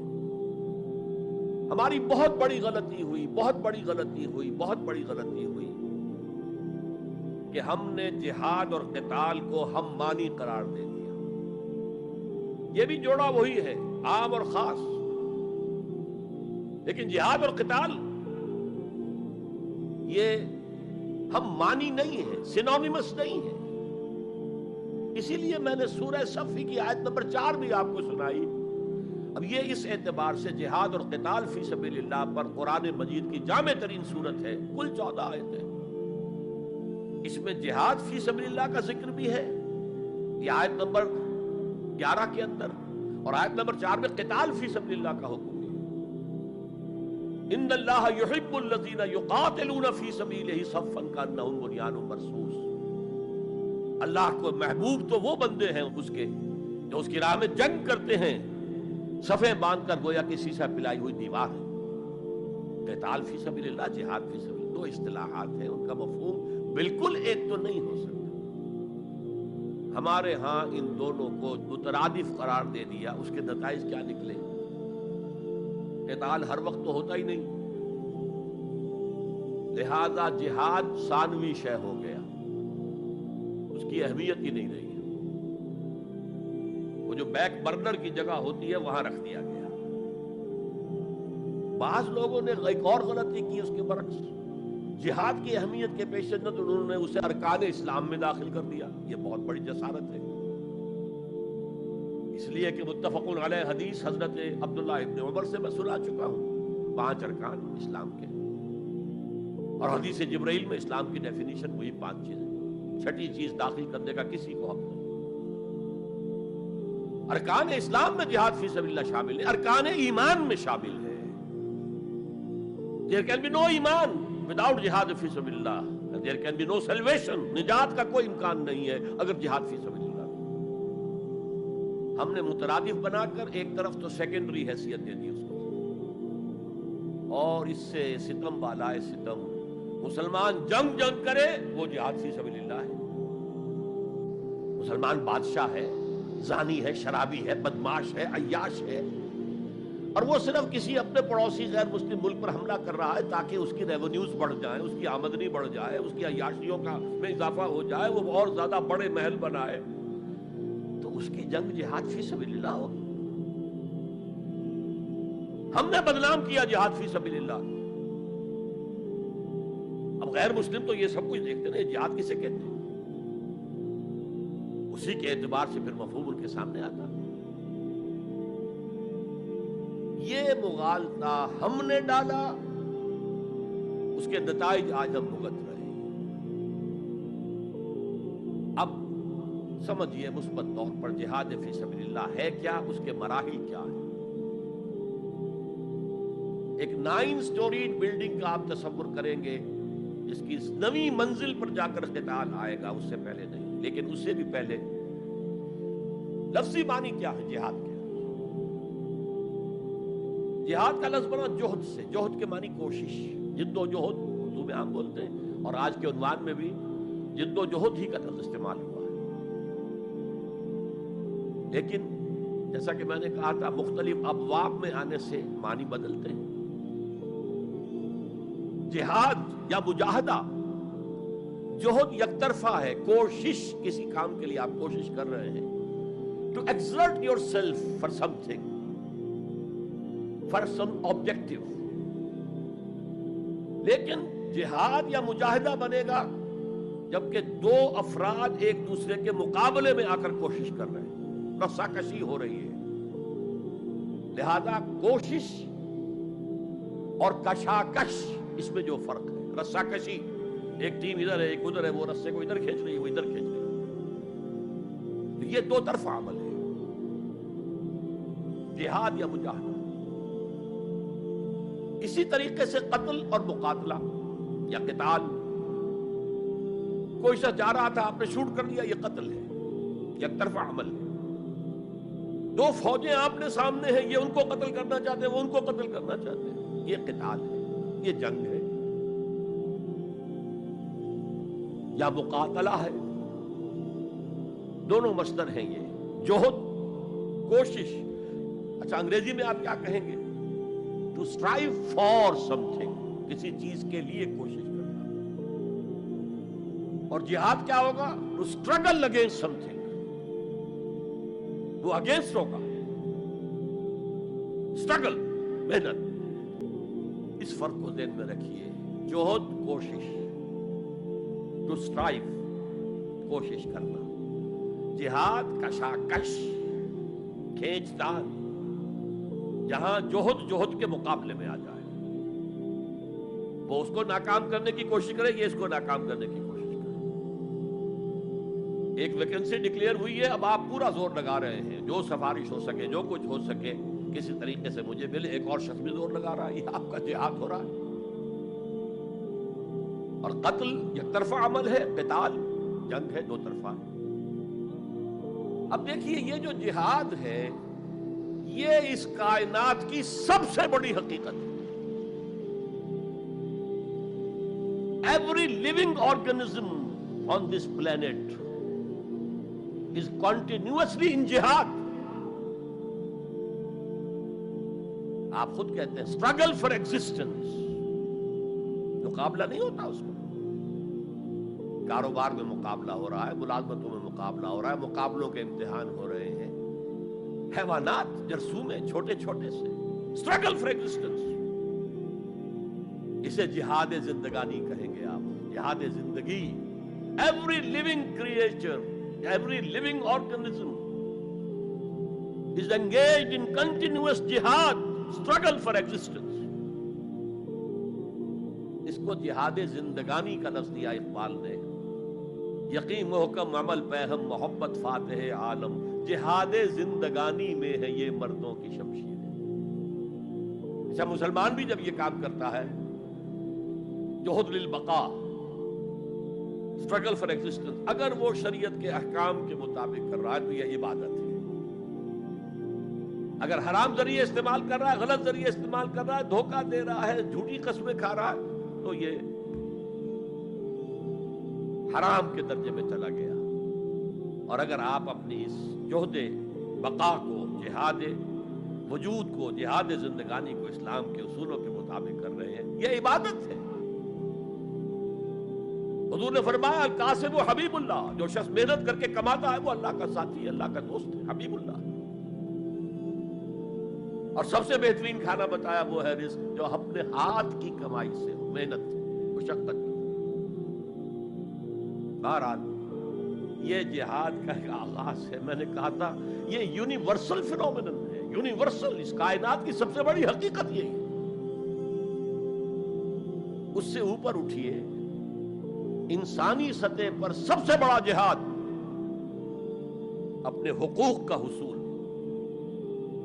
the freedom struggle, the struggle for self determination، کوئی قوم آ کر آپ پر حاکم ہو گئی، اس سے نجات حاصل کرنا. یہ جہاد فی سبیل الحریت. فی سبیل کسے کہتے ہیں؟ For the cause of, in the cause of. جہاد فی سبیل الحریت جائز ہے، سب کریں گے، سب کی آزادی حق ہے، کسی کو غلام بنا کر رکھنے کا کسی کو اختیار نہیں ہے. تو struggle for freedom it's a universal phenomenon. اور مسلمان بھی اگر کرے گا اور اللہ کی حدود کے اندر رہ کر کرے گا تو وہ بھی اللہ کے ہاں وہ اجر و ثواب کا مستحق ہوگا، بلکہ اگر جان دے دے گا شہید شمار ہوگا. اس لیے کہ حضور کی ایک حدیث ہے، من قتل دون مالہ فہو شہید. جو شخص اپنے مال کی حفاظت میں مارا گیا وہ بھی شہید ہے. اب آپ کہیں جا رہے تھے، آپ کے پاس کچھ مال ہے، جیب میں کچھ ہے، کوئی ڈاکو آ گئے، آپ کو گھیر لیے. اب آپ کے پاس دو راستے، ایک تو آپ کہے لو بھائی جو کچھ ہے یہ حاضر ہے، لے لو، میری جان بخشی کرو، اور ایک یہ کہ آپ ڈٹ جائیں. اس ڈٹ جانے میں اگر جان چلی گئی تو آپ شہید ہیں. من قتل دون مالہ، تو مال سے تو 1000 گنا بڑی شے ہے حریت فی سبیل الحریہ. لیکن ہم نے کیا غلطی کی؟ فریڈم سٹرگل کو بھی جہاد فی سبیل اللہ کہہ دیا. بہت بڑی غلطی، جس کا سب سے بڑا مثل میں آپ کو بتاتا ہوں. یہ mid 50s کی بات ہے. میں اپنے MBA سے فارغ ہو کر منٹگمری میں، جو اب سائیوال کہلاتا، جا کر آباد ہو گیا تھا والدین کے پاس. الجزائر میں اس وقت فریڈم سٹرگل چل رہی تھی فرانس کے خلاف. تو اس کے لیے کچھ فنڈز حاصل کرنے کے لیے ایک وفد آیا پاکستان کے دورے پر. ایک تو کرنل صاحب تھے، کرنل عودہ، وہ تو داڑھی مونچھ صاف تھے جیسے ہوتے ہیں عام طور پر فوجی. لیکن ایک بہت بڑے عالم دین علامہ بشیر الابراہیمی الجزائری، بہت مشہور، بہت بڑے عالم، وہ بھی ساتھ تھے. انہوں نے جو تقریر کی عربی میں، جہاد فی سبیل اللہ، جہاد فی سبیل اللہ، واقعہ یہ کہ وجد میں آ گیا پورا مجمع. وہ لوگ تو وجد میں نہیں آ سکے ہوں گے جنہوں نے ترجمہ، جنہوں نے سنا ہے، لیکن میں عربی سے واقف تھا، میں واقعتاً وجد میں آ گیا. قرآن کا بیان، حدیث کے بیان، جہاد فی سبیل اللہ کی اہمیت، جہاد فی سبیل اللہ کا مقام و مرتبہ. اچھا جو بھی ہو سکا پیسے ہم نے جمع کیے، کمیٹی بنائی، تھیلی پیش کی. Now prepare for the shock. جب یہ جہاد کامیاب ہوا تو ایک سوشلسٹ ریاست قائم ہو گئی. How come؟ اگر یہ جہاد فی سبیل اللہ تھا تو اسلامی ریاست قائم ہونی چاہیے تھی. اگر درخت آم کا تھا تو اس میں نمولی کیسے لگ گئی؟ معلوم ہوا کہ ہم نے غلطی کی تھی. ہم نے اسے جہاد حریت کی بجائے جہاد فی سبیل اللہ کہہ دیا. بھئی جہاد حریت جائز ہے اور اس کے لیے جان دینا بھی شہادت ہے، لیکن آپ نے اس کو جہاد فی سبیل اللہ کیسے کہہ دیا؟ چنانچہ یہ نوٹ کر لیجئے کہ میں نے جب افغانستان میں روسی فوجیں داخل ہو گئیں تو جو وہاں پر ایک سٹرگل شروع ہوئی ہے، ریزسٹنس شروع ہوئی ہے، میں نے اسے کبھی جہاد فی سبیل اللہ نہیں مانا. جہاد فی سبیل اللہ کا نعرہ لگوا کر امریکہ نے فائدہ اٹھایا. مرے افغان اور کام بن گیا اس کا آرک رائیول جو ہے وہ ختم ہو گیا. اور نتیجہ پوری دنیا بھگت رہی ہے کہ بائی پولر کی بجائے یونی پولر دنیا ہو گئی. اور وہ جو ایک پول ہے جتنا طاقت کے نشے میں اس وقت چور چور ہے، وہ آپ کو معلوم ہے، مجھے تفصیل میں جانے کی ضرورت نہیں. میں نے کہا تھا جہاد حریت ہے، جائز ہے، to defend your country against an invader, لیکن اسے جہاد فی سبیل اللہ نہ کہیں. اچھا اس سے آگے آئیں گے. اب ہیومن لیول پر اس سے اوپر کا ایک کی سطح ہے، نظریے اور نظام کے لیے جہاد. ایک نظریہ تھا مارکسزم، اس کی بنا پر نظام جو بنا وہ communism. Who really believed in Marxism and communism, he struggled to establish a communist state. یہ جہاد ہے فی سبیل الاشتراکیہ، اشتراکیت کی راہ میں جہاد کر رہے ہیں، جانے دے رہے ہیں، مر رہے ہیں، زار کی فوجیں جو ہیں وہ شوٹ کر رہی ہیں کھڑے ہو کر کے قطاروں کے اندر جانے دے رہے ہیں. اس کے بغیر تو ظاہر بات ہے شہنشاہیت، زار کی شہنشاہیت کہیں جگہ چھوڑ سکتی تھی، کہیں اپنی جڑ چھوڑ سکتی تھی. تو یہ جو جہاد ہے یہ ہے ایک نظریے کی بنیاد پر، اس نظریے پر ایک نظام قائم ہوتا ہے. جس نظریے میں وہ بلیو کرتے ہیں کہ یہی حق ہے، یہی انسان کے لیے بہتر ہے، اسی میں عدل ہے، اسی میں انصاف ہے، اس کو قائم کرنے کی جد و جہد کرنا ان پر فرض. نہیں کرتے تو آپ کہیں گے ایسے ہی جھوٹ موٹ کو بنا پھرتا ہے کمیونسٹ، اس کی تو ساری دوستیاں، اس کے سارے تعلقات جو ہیں وہ تو کیپیٹلسٹ کے ساتھ ہیں، تو ان کے تنخواہیں لیتا. آپ کہتے ہیں کہ نہیں کہتے؟ یہ ہے جہاد. اگر وہ نظریہ ایمان ہے اور نظام اسلام ہے، اس کے لیے جو جہاد ہوگا وہ جہاد فی سبیل اللہ ہے.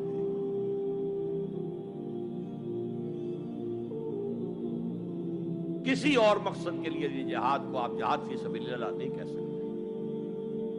آپ ڈیموکریسی کے قیام کے لیے کسی بادشاہت کو ختم کر کے ڈیموکریسی کا نظام قائم کرنا چاہتے ہیں، جہاد ہے. جہاد فی سبیل الدیمقراطیہ، جہاد for the cause of democracy, جہاد فار دی کاز آف اشتراکیت. اسی معنی میں قرآن مشرکین مکہ کو بھی مجاہد قرار دیتا تھا. وہ تھے مجاہدین فی سبیل الشرک، جانے نہیں دے رہے تھے، کیا قربانیاں نہیں دے رہے تھے؟ وہ اپنے عقیدے کے لیے، اپنے نظریے کے لیے، اپنے نظام کے لیے جانے دے رہے تھے. تو یہ ہے جہاد نظریے اور نظام کے لیے. پھر میں تیسری مرتبہ دوہرا رہا ہوں، اگر وہ نظریہ ایمان ہے اور نظام اسلام کا ہے، قائم کرنا پیش نظر ہے، تو وہ ہے جہاد فی سبیل اللہ. اب اس کے 3 لیولز ہیں اور ہر لیول پر 3 سب لیولز ہیں. سب سے پہلا جہاد فی سبیل اللہ کا مرحلہ ہے کہ ایمان دل میں آ گیا تو ایک کشاکش اندر شروع ہو جائے گی. میں اگر فرائیڈ کی اصطلاح استعمال کروں تو ایگو اور اڈ یا لبیڈو میں تصادم ہوگا. آپ کے نفس کی خواہش کچھ اور ہے، ایمان کہتا ہے غلط. کشاکش ہوگی کہ نہیں؟ یہ اندرونی جہاد ہے اپنے نفس کے خلاف.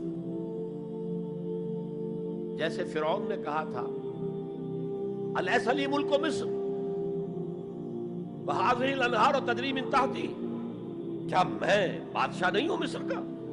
مصر کی حکومت میری نہیں ہے؟ اور کیا یہ ساری نہریں جو ہیں میرے نظام کے تحت نہیں چل رہی؟ اسی طرح برا نہ مانیے، ہمارا نفس کہتا ہے یہ جسم میرا ہے، میری ملکیت ہے، اٹس مائی ڈومین، میری خواہش پوری کرنی ہوگی. جیسے اس نے کہا میں نہیں جانتا کوئی خدا ہے میرے سوا اور میرے اوپر، میں نہیں مانتا. نفس بھی کہتا میں نہیں ماننے کو تیار، کیا حلال ہے کیا حرام ہے، کیا جائز ہے کیا ناجائز، میری خواہش پوری کرو.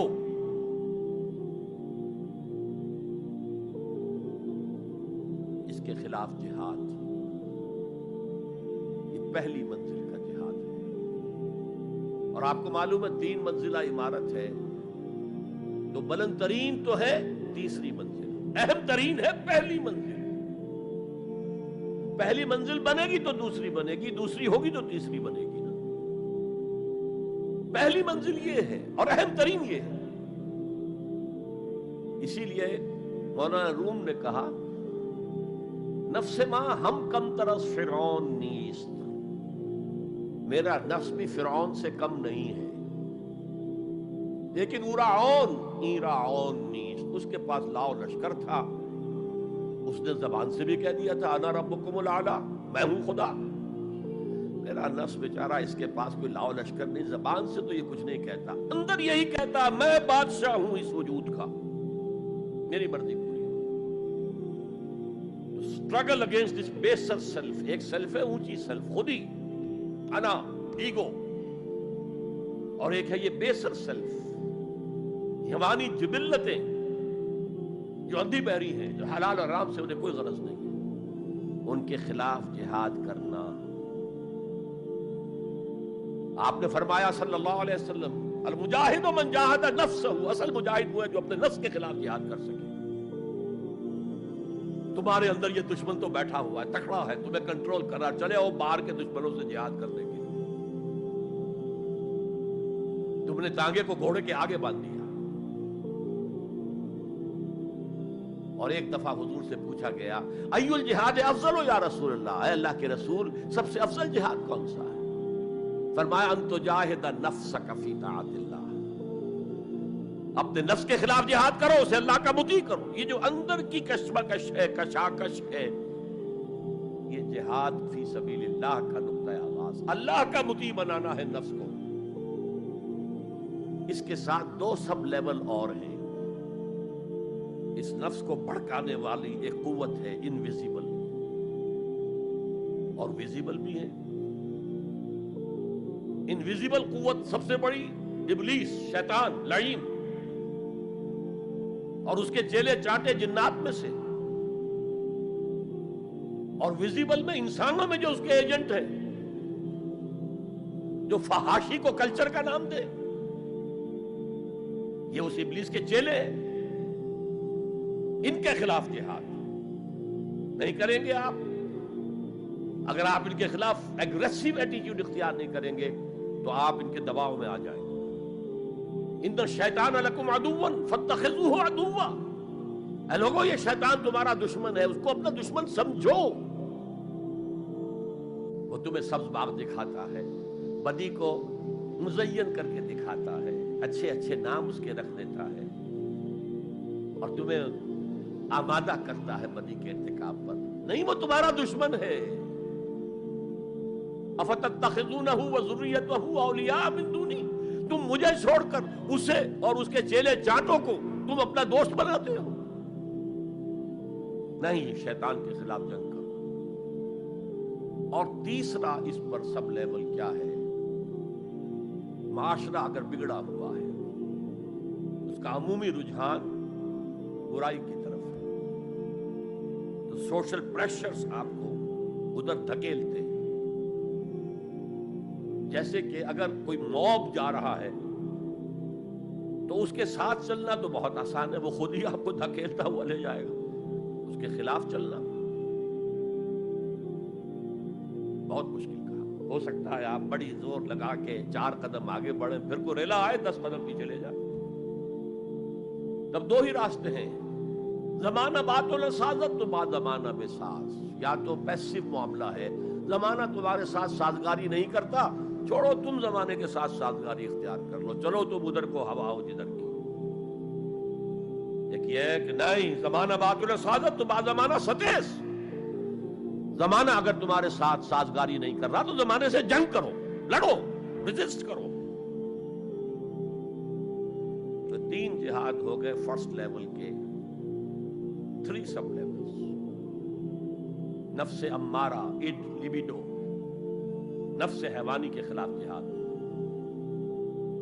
اس کو بھڑکانے والے، وسوسہ اندازی کرنے والے، اس میں پھوکے مارنے والے، شیطان اور اس کی ذریت مانوی اور ذریت نسلی، جنات اور انسانوں میں جو اس کے ایجنٹ ہیں، ان کے خلاف جہاد، معاشرے کے خلاف ایک سٹرگل۔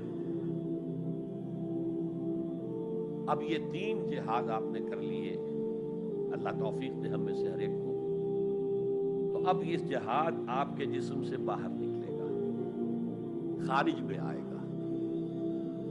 دوسری منزل ہے نظریاتی تصادم۔ اگر آپ نے ایمان کا نظریہ اختیار کیا ہے تو الحاد کا نظریہ رکھنے والے بھی موجود ہیں۔ آپ نے توحید کے نظریے کو اختیار کیا ہے تو مشرکانہ عقائد رکھنے والے بھی موجود ہیں۔ They are bound to resist۔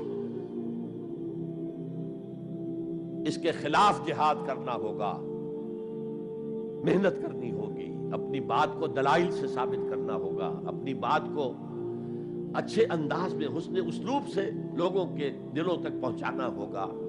ظاہر بات ہے وقت لگے گا، جان کھپے گی، اور اگر آپ انتہائی سنسیئر ہیں، یہ آپ کا ایک لائف لانگ اور ہول ٹائم جو ہے آپ کی انگیجمنٹ ہو گئی ہے.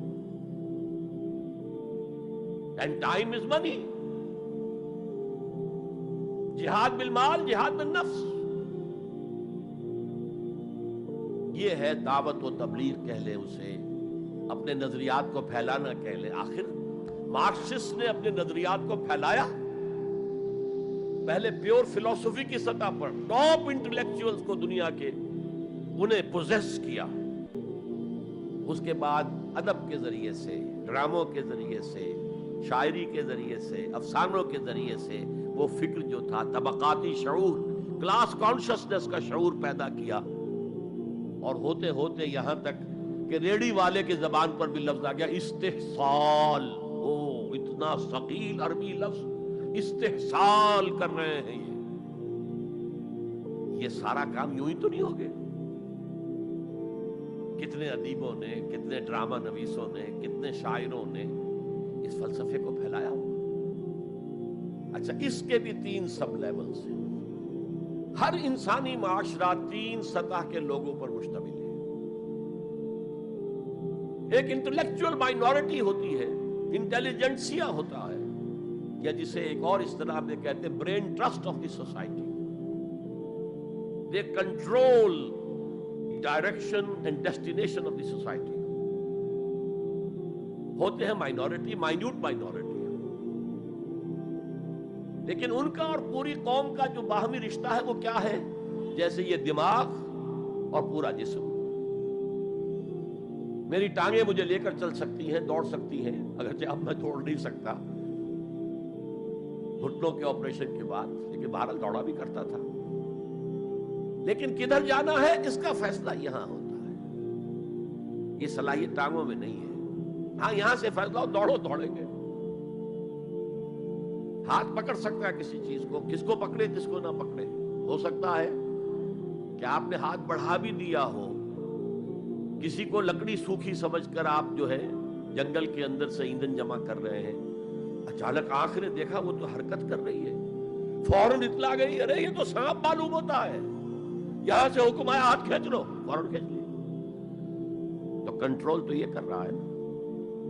ماسز کسی معاشرے کی نہ ڈائریکشن معین کر سکتے ہیں، نہ اس کی ڈیسٹینیشن کا فیصلہ کر سکتے ہیں. یہ اس کا انٹیلیجنسیا ہے، یہ اس کا برین ٹرسٹ ہے، یہ اس کا انٹلیکچوئل ایلیٹ ہے. لہذا اس نظریاتی تصادم میں بھی پرائرٹی نمبر 1 وہ طبقہ ہے. اگر وہ آپ کے نظریات کے قائل نہیں ہوں گے، حامل نہیں ہوں گے، there can be no collective change in this society. افراد کچھ مل جائیں گے آپ کو، افراد کے اندر ہوتے ہیں جو قبول کر لیتے بس، لیکن معاشرہ ان کے کنٹرول میں. اور اس سطح کے لوگوں کو دعوت دینا، تبلیغ کرنا آسان کام نہیں. آپ کو دلیل سے بات کرنی ہوگی، آپ کو ان کے نظریات کا تجزیہ کرنا ہوگا، اس میں کتنا حصہ غلط ہے، کتنا صحیح ہے. ان کے دماغوں میں مارکسزم گھسا ہوا ہے، ان کے دماغوں میں فرائیڈزم گھسا ہوا ہے، ان کے دماغوں میں ڈارونزم گھسا ہوا ہے، ان کے دماغوں میں لاجیکل پازیٹیوزم گھسا ہوا ہے. ہاں، کچھ لوگ رہے ہیں آئیڈیالسٹ بھی. ایک ہندوستان میں مسلمان پیدا ہوا آئیڈیالسٹ فلسفی علامہ اقبال، اور دوسرے ہندو رادھا کرشنن، بہت بڑے آئیڈیالسٹ، اس میں کوئی شک نہیں. اور ان کو اللہ نے لمبی عمر بھی دی، تو انہوں نے جو تصانیف فلسفے پر لکھی ہیں علامہ اقبال نہیں لکھ پائے. تو یہ جو طبقہ ہے یہ عام واعظ و نصیحت سے اثر قبول نہیں کرتا. Because there is a barrier in their minds, in their brains. You have to pierce through that barrier, and only then you can approach their hearts. ان کے دلوں تک رسائی نہیں ہو سکتی براہ راست جب تک کہ یہ خول جو ہے، یہ نظریاتی خول، اس کو پیئرس نہ کیا جائے. اور اس کو پیئرس کرنا آسان نہیں ہے. کچھ ذہین نوجوان، فطین نوجوان، اعلیٰ صلاحیتوں والے نوجوان اپنی پوری زندگی اسی کام کے لیے وقف کریں کہ ایک طرف ان جدید علوم و نظریات کو گہرائی میں اتر کر پڑھنا ہے اور سمجھنا ہے. جب تک آپ ان نظریات کو جانیں گے نہیں، نفی کیسے کریں گے؟ آپ کیسے آج تجزیہ کریں گے کہ اس میں یہ حصہ صحیح ہے، یہ حصہ غلط ہے؟ اور دوسری طرف قرآن کی گہرائی میں غوطہ زنی کرنی ہے تاکہ ہدایت جو اللہ کی آئی ہوئی ہے اس کو آپ اچھی طرح سمجھیں، اور پھر اس نور کی روشنی میں پھر آپ لوگوں کو ان چیزوں کے خلاف متنبع کریں کہ اس میں یہ غلطی ہے، اس میں یہ غلطی ہے، اکنامکس کی یہ تھیوری غلط ہے، باطل ثابت ہو چکی ہے، ڈارونزم جو ہے وہ بایولوجی کے میدان میں شکست دیا جا چکا ہے۔ لیکن یہ کہ یہ تو کام کرنا جو ہے it's a lifelong affair. اب ظاہر بات ہے آپ کے علم میں شاید ہو کہ جب مارکس کتاب لکھ رہا تھا داس کیپیٹال تو اسے فاقے آ رہے تھے، اسے کچھ سپورٹ کرتا تھا اینجلز، لیکن یہ کہ کچھ عرصہ ایسے بھی ہوا ہے کہ وہ بھی سپورٹ نہیں کر سکتا، لیکن پھر اس کی کتاب نے دنیا کو پوزیس کیا ہے، اس کے فلسفے نے لوگوں کو اپنی گرفت میں لیا ہے، تبھی تو پھر انقلاب برپا ہوا۔ اسی طریقے سے جب تک کہ کچھ نوجوان اسے اپنا پوری زندگی کا کیریئر نہیں بنائیں گے، اس کا کوئی امکان نہیں ہے کہ اس طبقے میں آپ کوئی ٹینٹ بھی ڈال سکے۔ اور اگر یہ نہیں ہوگا تو society as a whole, the state as a whole will never accept any change. اس سے نیچے آئیے، عوام الناس، ان کے دماغ کلین سلیٹ کی طرح ہے، اس میں نہ کوئی خناس ڈارونزم کا بھرا ہوا ہے، نہ فرائیڈزم کا ہے، نہ مارکسزم کا ہے، کچھ بھی نہیں، کلین سلیٹ ہے۔ اس کو واعظ و نصیحت کے ذریعے سے ایسی بات جو از دل خیزت بر دل ریزت، دل سے اٹھے دل پہ اتر جائے، سادہ ترین زبان میں بھی بات کروں وہ قبول کریں گے، بس صرف اس کی ایک شرط ہے، آپ کا عمل بھی گواہی دے رہا ہو کہ آپ واقعی جو کہہ رہے ہیں اس پر خود بھی عمل کر رہا ہے۔ یہ اگر پہلی منزل آپ سر کر آئے ہیں تب تو ٹھیک ہے، اگر پہلی منزل آپ نے سر نہیں کی اور آپ شروع ہو گئے مبلغ کی حیثیت سے، تو ایسا مبلغ جو ہے وہ اسلام کو بدنام کرے گا۔ وَمَنْ أَحْسَنُ قَوْلًا مِّمَّنْ دَعَا إِلَى اللَّهِ وَعَمِلَ صَالِحًا وَقَالَ إِنَّهُ مِنَ الْمُسْلِمِينَ۔ اس شخص سے بہتر بات اور کس کی ہوگی جو اللہ کی طرف بلائے اور عمل نیک کرے اور کہے کہ میں بھی مسلمانوں میں سے ہوں، میں بھی کوئی بڑا اونچا آدمی نہیں ہوں، کوئی بہت اعلیٰ تم سے برتر نہیں ہوں، کہ خاص لیول پر جب انسان دینی اعتبار سے پہنچ جاتا ہے تو اب سب سے بڑا فتنہ جو لاحق اسے ہو سکتا ہے وہ تکبر کا ہے، دوسروں کو بنظر استحقار دیکھنا۔ اگر یہ نہیں ہے سنسیریٹی کے ساتھ اپنے مخاطب کی خیر خواہی اس کے ساتھ آپ بات کر رہے ہیں، تو یہ ہے موعظہ حسنہ۔ یہ میں جو کچھ بیان کر رہا ہوں یہ سورہ نحل کی آیت، ادعو الی سبیل ربک بالحکمہ، یہ ٹاپ لیول کے اوپر حکمت سے، دانشمندی سے، اور حکمت کسے کہتے ہیں؟ عقل کا سفر فطرت کی رہنمائی میں، اس کا نتیجہ حکمت ہے۔ عقل خالص کا نتیجہ فلسفہ ہے، فلسفے کی منزل سکیپٹسزم ہے یا ایگنوسٹسزم ہے، لا ادریت ہے یا ارتیابیت ہے، ثم لم یرتابوا آج ہم نے پڑھا ہے، وہی ارتیابیت ہے۔ تھرڈ لیول ہے کہ ہر معاشرے کے اندر کچھ جنہیں ہم سمجھیں گے کہ گمراہ کن طبقات ہیں، گمراہ کرنے والے، ان کی تبلیغی سول سروس موجود ہوتی ہے، انہیں تنخواہیں ملتی ہیں اسی کی کہ وہ آپ کے نظریے کی نفی کریں اور اپنا نظریہ، اپنا عقیدہ پھیلائیں۔ یہ لوگ ادھار کھائے بیٹھے ہوتے ہیں، یہ سمجھنے کے موڈ میں کبھی نہیں ہوتے، ان کا تو انداز مناظرانہ ہوتا ہے، بس سمجھنا سمجھانا پیش نظر نہیں ہوتا۔ You have to meet them in their own elements۔ اگر نہیں کریں گے تو عوام الناس پر بہت برا اثر ہوگا، عوام الناس جو ہے وہ تو پھر زیر اثر آ جائیں گے ان کے، جیسے کہ پادری فینڈر آیا تھا انڈیا میں، ابھی جب کہ ایسٹ انڈیا کمپنی کی حکومت شروع ہوئی تھی، کلکتے ہی سے انگریز شروع ہوئے تھے، کلکتے ہی سے مشنری ورک شروع ہوا تھا، وہیں پہلا پریس لگا تھا، وہیں اردو کی بائبل چھپی تھی، اور اس نے تمام مسلمان علماء سے مناظرے کیے، بنگال کے، بہار کے، یو پی کے، سب کو ہراتا ہوا، شکست دیتا ہوا دلی پہنچ گیا، اور دلی کی جامع مسجد کی سیڑھیوں پر کھڑے ہو کر اس نے اعلان کیا، اے مسلمانوں، میں وہاں سے یہاں تک آ گیا ہوں، تمہارا کوئی عالم میرا مقابلہ نہیں کر سکا۔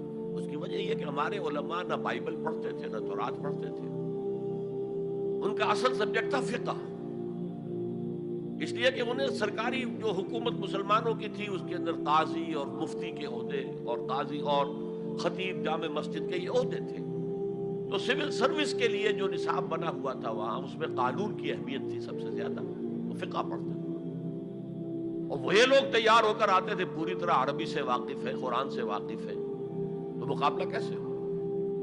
اور اگر اس وقت کوئی شخص مقابلے میں نہ آ سکتا، ایک تو عجیب بات نوٹ کیجئے کہ اس وقت اسلام اور توحید کا دفاع کرنے والا سب سے بڑا ایک ہندو تھا، راجا رام موہن رائے، آئینہ تثلیث اس نے کتاب لکھی ہے جس میں کہ ٹرینٹی جو عیسائیت کی بنیاد ہے اس کی نفی کی اور توحید کا اس بات کیا۔ بہرحال پادری فینڈر کے مقابلے میں کوئی اگر نہ آتا تو کیا اثر ہوتا علماء پر؟ ویسے ہمیں انگریزوں نے فتح کر لیا، ہمارے مذہب کو عیسائیوں نے فتح کر لیا، لیکن اللہ کا فضل ہوا، کرم ہوا، ضلع مظفر نگر کا ایک قصبہ کیرانہ ہے، مولانا رحمت اللہ کیرانوی رحمت اللہ علیہ وہ میدان میں آئے، انہوں نے شکست فاش دی، فینڈر کو بھاگ گیا ہندوستان سے۔ تو یہ جدال اس کو قرآن کہتا ہے، مناظرہ نہیں، عام لفظ استعمال ہوتا ہے مناظرہ، قرآن کہتا ہے مجادلہ، لیکن اس کے لیے بھی کیا کہتا ہے؟ جدال بھی کرو تو خوبصورت طریقے سے، گالم گلوچ نہ کرو، لوگوں کی توہین نہ کرو، ان کے جھوٹے معبود ہیں تو انہیں گالیاں مت دو، شریفانہ انداز میں بات کرو۔ یہ 3 لیولز دعوت، ظاہر بات ہے کہ اس طرح کے مناظرے کے لیے بھی اسپیشل ٹریننگ کی ضرورت ہوتی ہے۔ اگر آپ ان مذاہب کی گہرائی میں نہیں اترے ہوئے، ان کی تاریخ کی جو ہے پورا پس منظر آپ کو معلوم نہیں، ان کے سکرپچرز کو آپ نے نہیں پڑھا ہے، تو آپ کیسے کریں گے مناظرہ؟ تو یہ 3 سب لیولز ہیں دعوت و تبلیغ کے، جہاد کے، جس میں جان بھی لگتی ہے، مال بھی لگتا ہے۔ ایک ادعو الی سبیل ربک بالحکمہ for the elite, intellectual elite, والموعظۃ الحسنہ فار دی کامن ماسز، وجادلہم باللتی ہی احسن، اور جدال اور مجادلہ کرو ان کے ساتھ، لیکن بہت عمدہ طریقے سے، خوش اسلوبی سے، اس میں تہذیب ہونی چاہیے، شائستگی ہونی چاہیے، اگر وہ کہیں اس سے نیچے گر رہے تو مت گرنا۔ 2 لیولز اور 6 سب لیول ہو گئے۔ اب آئیے، اس کا چوٹی کا جہاد ہے نظام کو بدلنا۔ مارکسزم کو مانا ہے تو فرض ہے کہ کمیونزم نافذ کرو، یہ سخت ترین مرحلہ ہے، اس لیے کہ ظاہر بات ہے کہ خلا تو کہیں ہے نہیں، کوئی نہ کوئی نظام تو ہے، وہ نظام اپنے آپ کو ڈیفینڈ کرتا ہے، وہ سٹیٹس کو وہ چاہتا ہے، اس کے ساتھ جو پریولیج کلاسز ہیں وہ چاہیں گی نظام یہی رہے۔ کسی کی شاخوں پر تو ہمارے آشیانے بنے ہوئے، ہمارے گھونسلے، ہمارے مفادات پر زد پڑ رہی ہے۔ Grid up your lines, resist them. یہ معاملہ ہے جس میں تصادم آتا ہے، نظام تصادم کے بغیر نہیں بدل سکتا۔ دعوت کے ذریعے آپ سلیم الفطرت، سلیم العقل لوگوں کو کھینچ لیں گے، لیکن لاتوں کے بھوت باتوں سے نہیں مانتے، جن کے ویسٹڈ انٹرسٹ ہے وہ نہیں چھوڑیں گے۔ ان میں سے بھی ہو سکتا ہے نکل آئے، ابو بکر صدیق انہی میں سے تھے، عثمان غنی انہی میں سے تھے، لیکن نکل آتے، لوگ نکل آتے، لیکن اکثریت ان کی وہ ڈٹ جاتی ہے۔ گرڈ اپ یور لائنز، اپنے مفادات کا تحفظ کرو، بچاؤ اپنے مفادات کو، تو تصادم بیکمز انیویٹیبل، انیویٹیبل، انیویٹیبل۔ اس تصادم کی بھی 3 سٹیجز ہیں، وہی میں نے کہا تھا نا، 3 سب سٹیجز ہر سٹیج پر۔ پہلی یہ ہے جسے پیسو ریزسٹنس کہا جائے گا۔ ظاہر بات ہے کہ کانفلکٹ تو انقلابی لوگوں نے پیدا کیا ہے نا، معاشرہ تو بس رہا تھا، غلام اپنے قسمت پر شاکر و صابر تھے، قربا کہتے تھے ہماری تقدیر ہی یہ ہے، ٹھیک ہے، اسی لیے تو مارکس نے کہا کہ یہ اوپیم آف دی ماسز ہے مذہب. اس نے کانفلکٹ کس نے پیدا کیا؟ جس نے کہا یہ غلط ہے، یہ نظام صحیح نہیں ہے، یہ ڈپریسو ہے، یہ ایکسپلائٹیٹو ہے، یہ ڈسکریمنیٹو ہے، اس میں تقسیم دولت کا نظام غلط ہے. ایک طرف ارتکاز دولت ہے، دوسری طرف احتیاج ہے، بھوک ہے، مفلسی ہے، قلاشی ہے. جو یہ کہتے ہیں تو گویا کہ ایک تالاب پرسکون تھا، اس نے پتھر تو آپ نے مارا نا. اب جو لہریں اٹھیں گی تو be prepared to face the music. چنانچہ اور مارو ان کو قتل کرو، ان کو جیلوں میں ٹھونس دو، ان کو یہ کرو، ان کو وہ کرو. اس سارے معاملے میں پہلی سٹیج ہوگی اس نظریاتی اور نظام کے تصادم میں ٹیک آل پرسیکیوشن وداؤٹ اینی ریٹیلیشن. اگر آپ وائلنٹ ہو گئے فرام دی ویری بگننگ تو جو پاور اس وقت ہے موجود، جو نظام ہے اس کو ریپرزینٹ کرنے والی جو حکومت موجود ہے، وہ آپ کو کرش کر کے رکھ دیں گے. You have to buy time. اور اس کے لیے کیا ہے؟ وہ تمہیں مارے تم جواب نہ دو، وہ گالی دے تم انہیں دعائیں دو، وہ پتھر مارے تم پھول پیش کرو. ادفع باللتی ہی احسن، بہترین انداز میں دفاع. اسے کہتے ہیں پیسو ریزسٹنس. حضور کی سیرت میں پورے 12 برس یہ حکم تھا. This was the order of the day. No retaliation whatsoever, no raising of hands even in self defence. اور یہ میں آپ کو بتا چکا ہوں. مہاتما گاندھی نے کہا، سرحدی گاندھی عبد الغفار خان سے، کہ میں نے یہ عدم تشدد جو ہے، تشدد کا جواب تشدد سے نہ دینا، یہ میں نے سیکھا ہے حضرت مسیح سے اور حضرت محمد سے صلی اللہ علیہ وسلم. حضرت مسیح کی زندگی پہلی سٹیج ہی پر تک رہی، آگے کی وہ مہم چلی ہی نہیں، اس لیے کہ آپ کو ریسپانس ملا ہی نہیں. کہتے ہیں کل 72 آدمی ایمان لائے تھے ان پر، اور ان میں سے بھی 12 تھے جو ان کے مخلص ساتھی تھے، حواریین تھے، ہر وقت ساتھ رہتے تھے. اور ان میں سے بھی ایک وہ تھا جس نے غداری کر کے گرفتار کرایا ہے، ان کی اپنی روایت کے مطابق. اس کو چھوڑیے، تفصیل میں نہیں جانے کی ضرورت نہیں. تو 12 اس سے اگلی سٹیج کیسے آتی ہے؟ دعوت وہ دیتے رہے، دعوت دیتے رہے، وعظ کہتے رہے، یہ سب کچھ کرتے رہے. سیکنڈ سٹیج تک رہے، تھرڈ سٹیج تک تو جب تک کہ قوت حاصل نہ ہو you can't proceed. If there's no response you can't go forward. لیکن یہ کہ حضور کی زندگی میں اگلی سٹیج آ گئی. ساتھی آئے، انہیں مارے کھانی پڑی، دہکتے ہوئے انگاروں پہ لٹایا گیا، جانوروں کی لاشوں کی طرح ان کی گردن کے اندر رسیاں باندھ کر انہیں گھسیٹا گیا گلیوں کے اندر. سب کچھ ہوا ہے، برداشت کیا. انہیں قتل بھی کیا گیا. حضرت سمیہ، حضرت یاسر پہلے مقتولین ہیں، میاں بیوی رضی اللہ تعالی عنہما. سب کچھ ہوا ہے، برداشت کرو، اسبرو، صبر کرو. اس کا ایک بہت بڑا نتیجہ نکلتا ہے. اس معاشرے میں جو سائلنٹ میجورٹی ہوتی ہے، وہ سائلنٹ میجورٹی سائلنٹ تو ہوتی ہے، ڈمب تو ہے، ڈیف نہیں ہے، بلائنڈ نہیں ہے. وہ بلال کی چیخیں تو سن رہی ہے نا، وہ دیکھ رہی ہے کس طرح دہکتے ہوئے انگاروں پر خباب بن الارت کو لٹایا گیا. یہ جو سائلنٹ میجورٹی ہوتی ہے اب یہ سوچتی ہے یہ ان کے اوپر کیوں یہ تشدد آ رہا ہے. کیا بلال نے آقا کی کوئی چوری کر لی تھی؟ کہیں خدا نہ خواستہ خاکم و دہن آقا کی بیٹی کی عزت پر ہاتھ ڈال دیا؟ کیا کیا تھا جو یہ آقا جو ہے امیہ ابن خلف یہ کچھ کر رہا ہے اس کے ساتھ؟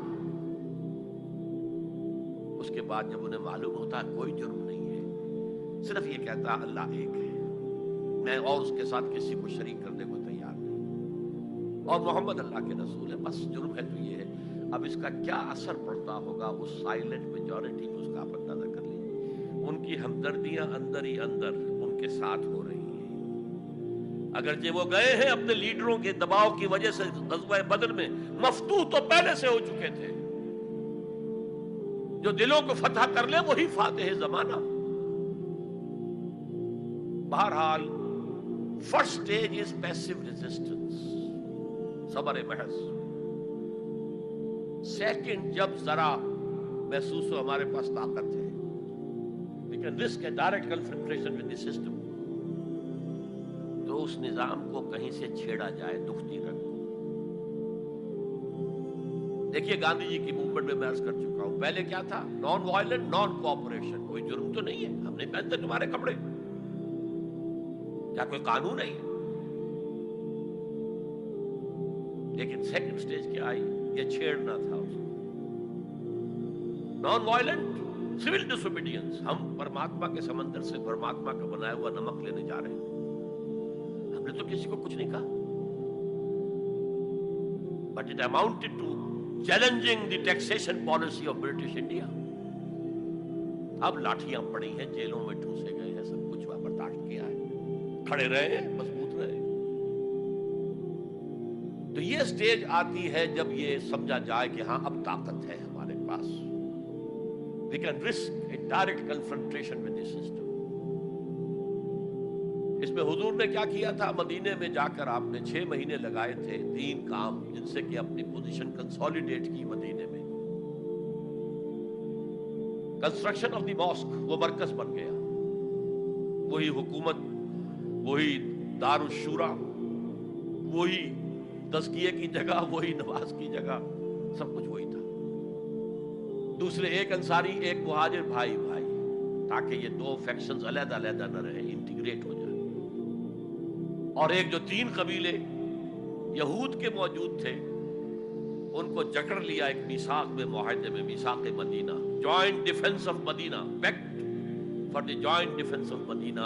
अगर मदीने में बाहर से हमला हुआ तो हम सब मिलकर एक उम्मत की हैसियत से दिफा करें। उसके बाद आपने छोटे छोटे छापा मार दस्ते भेजने शुरू कर दिए।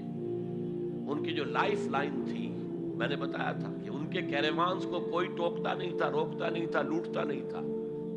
अब थ्रेटन किया मोहम्मद ने सल्लल्लाहु अलैहि वसल्लम। ये गोया के इकोनॉमिक ब्लॉकेड ऑफ मक्का था। और जब भी यहां कहीं गए आप, वहां के लोकल कबीले से आपने सुलह कर ली, मुआहिदा कर लिया। या तो पहले कुरैश के हलीफ थे, अब हुजूर के हलीफ हो गए, या उन्होंने कहा कि साहब हम ना आपके साथ ना उनके साथ, न्यूट्रल रहेंगे, ना आपके खिलाफ उनकी मदद करेंगे, ना उनके खिलाफ आपकी मदद करेंगे। इन दोनों का नतीजा यह हुआ कि zone of political influence of Quraish started diminishing. ये 2 रीजंस थी कि फिर पूरी ताकत के साथ कुरैश ने रिटेलिएट किया है। और फिर लास्ट मामला शुरू हुआ है, तीसरी मंजिल। इस तीसरी मंजिल की तीसरा सब लेवल, इसका नाम है क़िताल फी सबीलिल्लाह। अब जंग शुरू, ए 6 years long वॉर। ये जो बद्र है, उहद है, अज़ाब है, बल मुस्तलक है, बेशुमार गज़वात, छोटे छोटे, बड़े बड़ों के नाम हमें याद है सिर्फ। It was a continuous war with battles.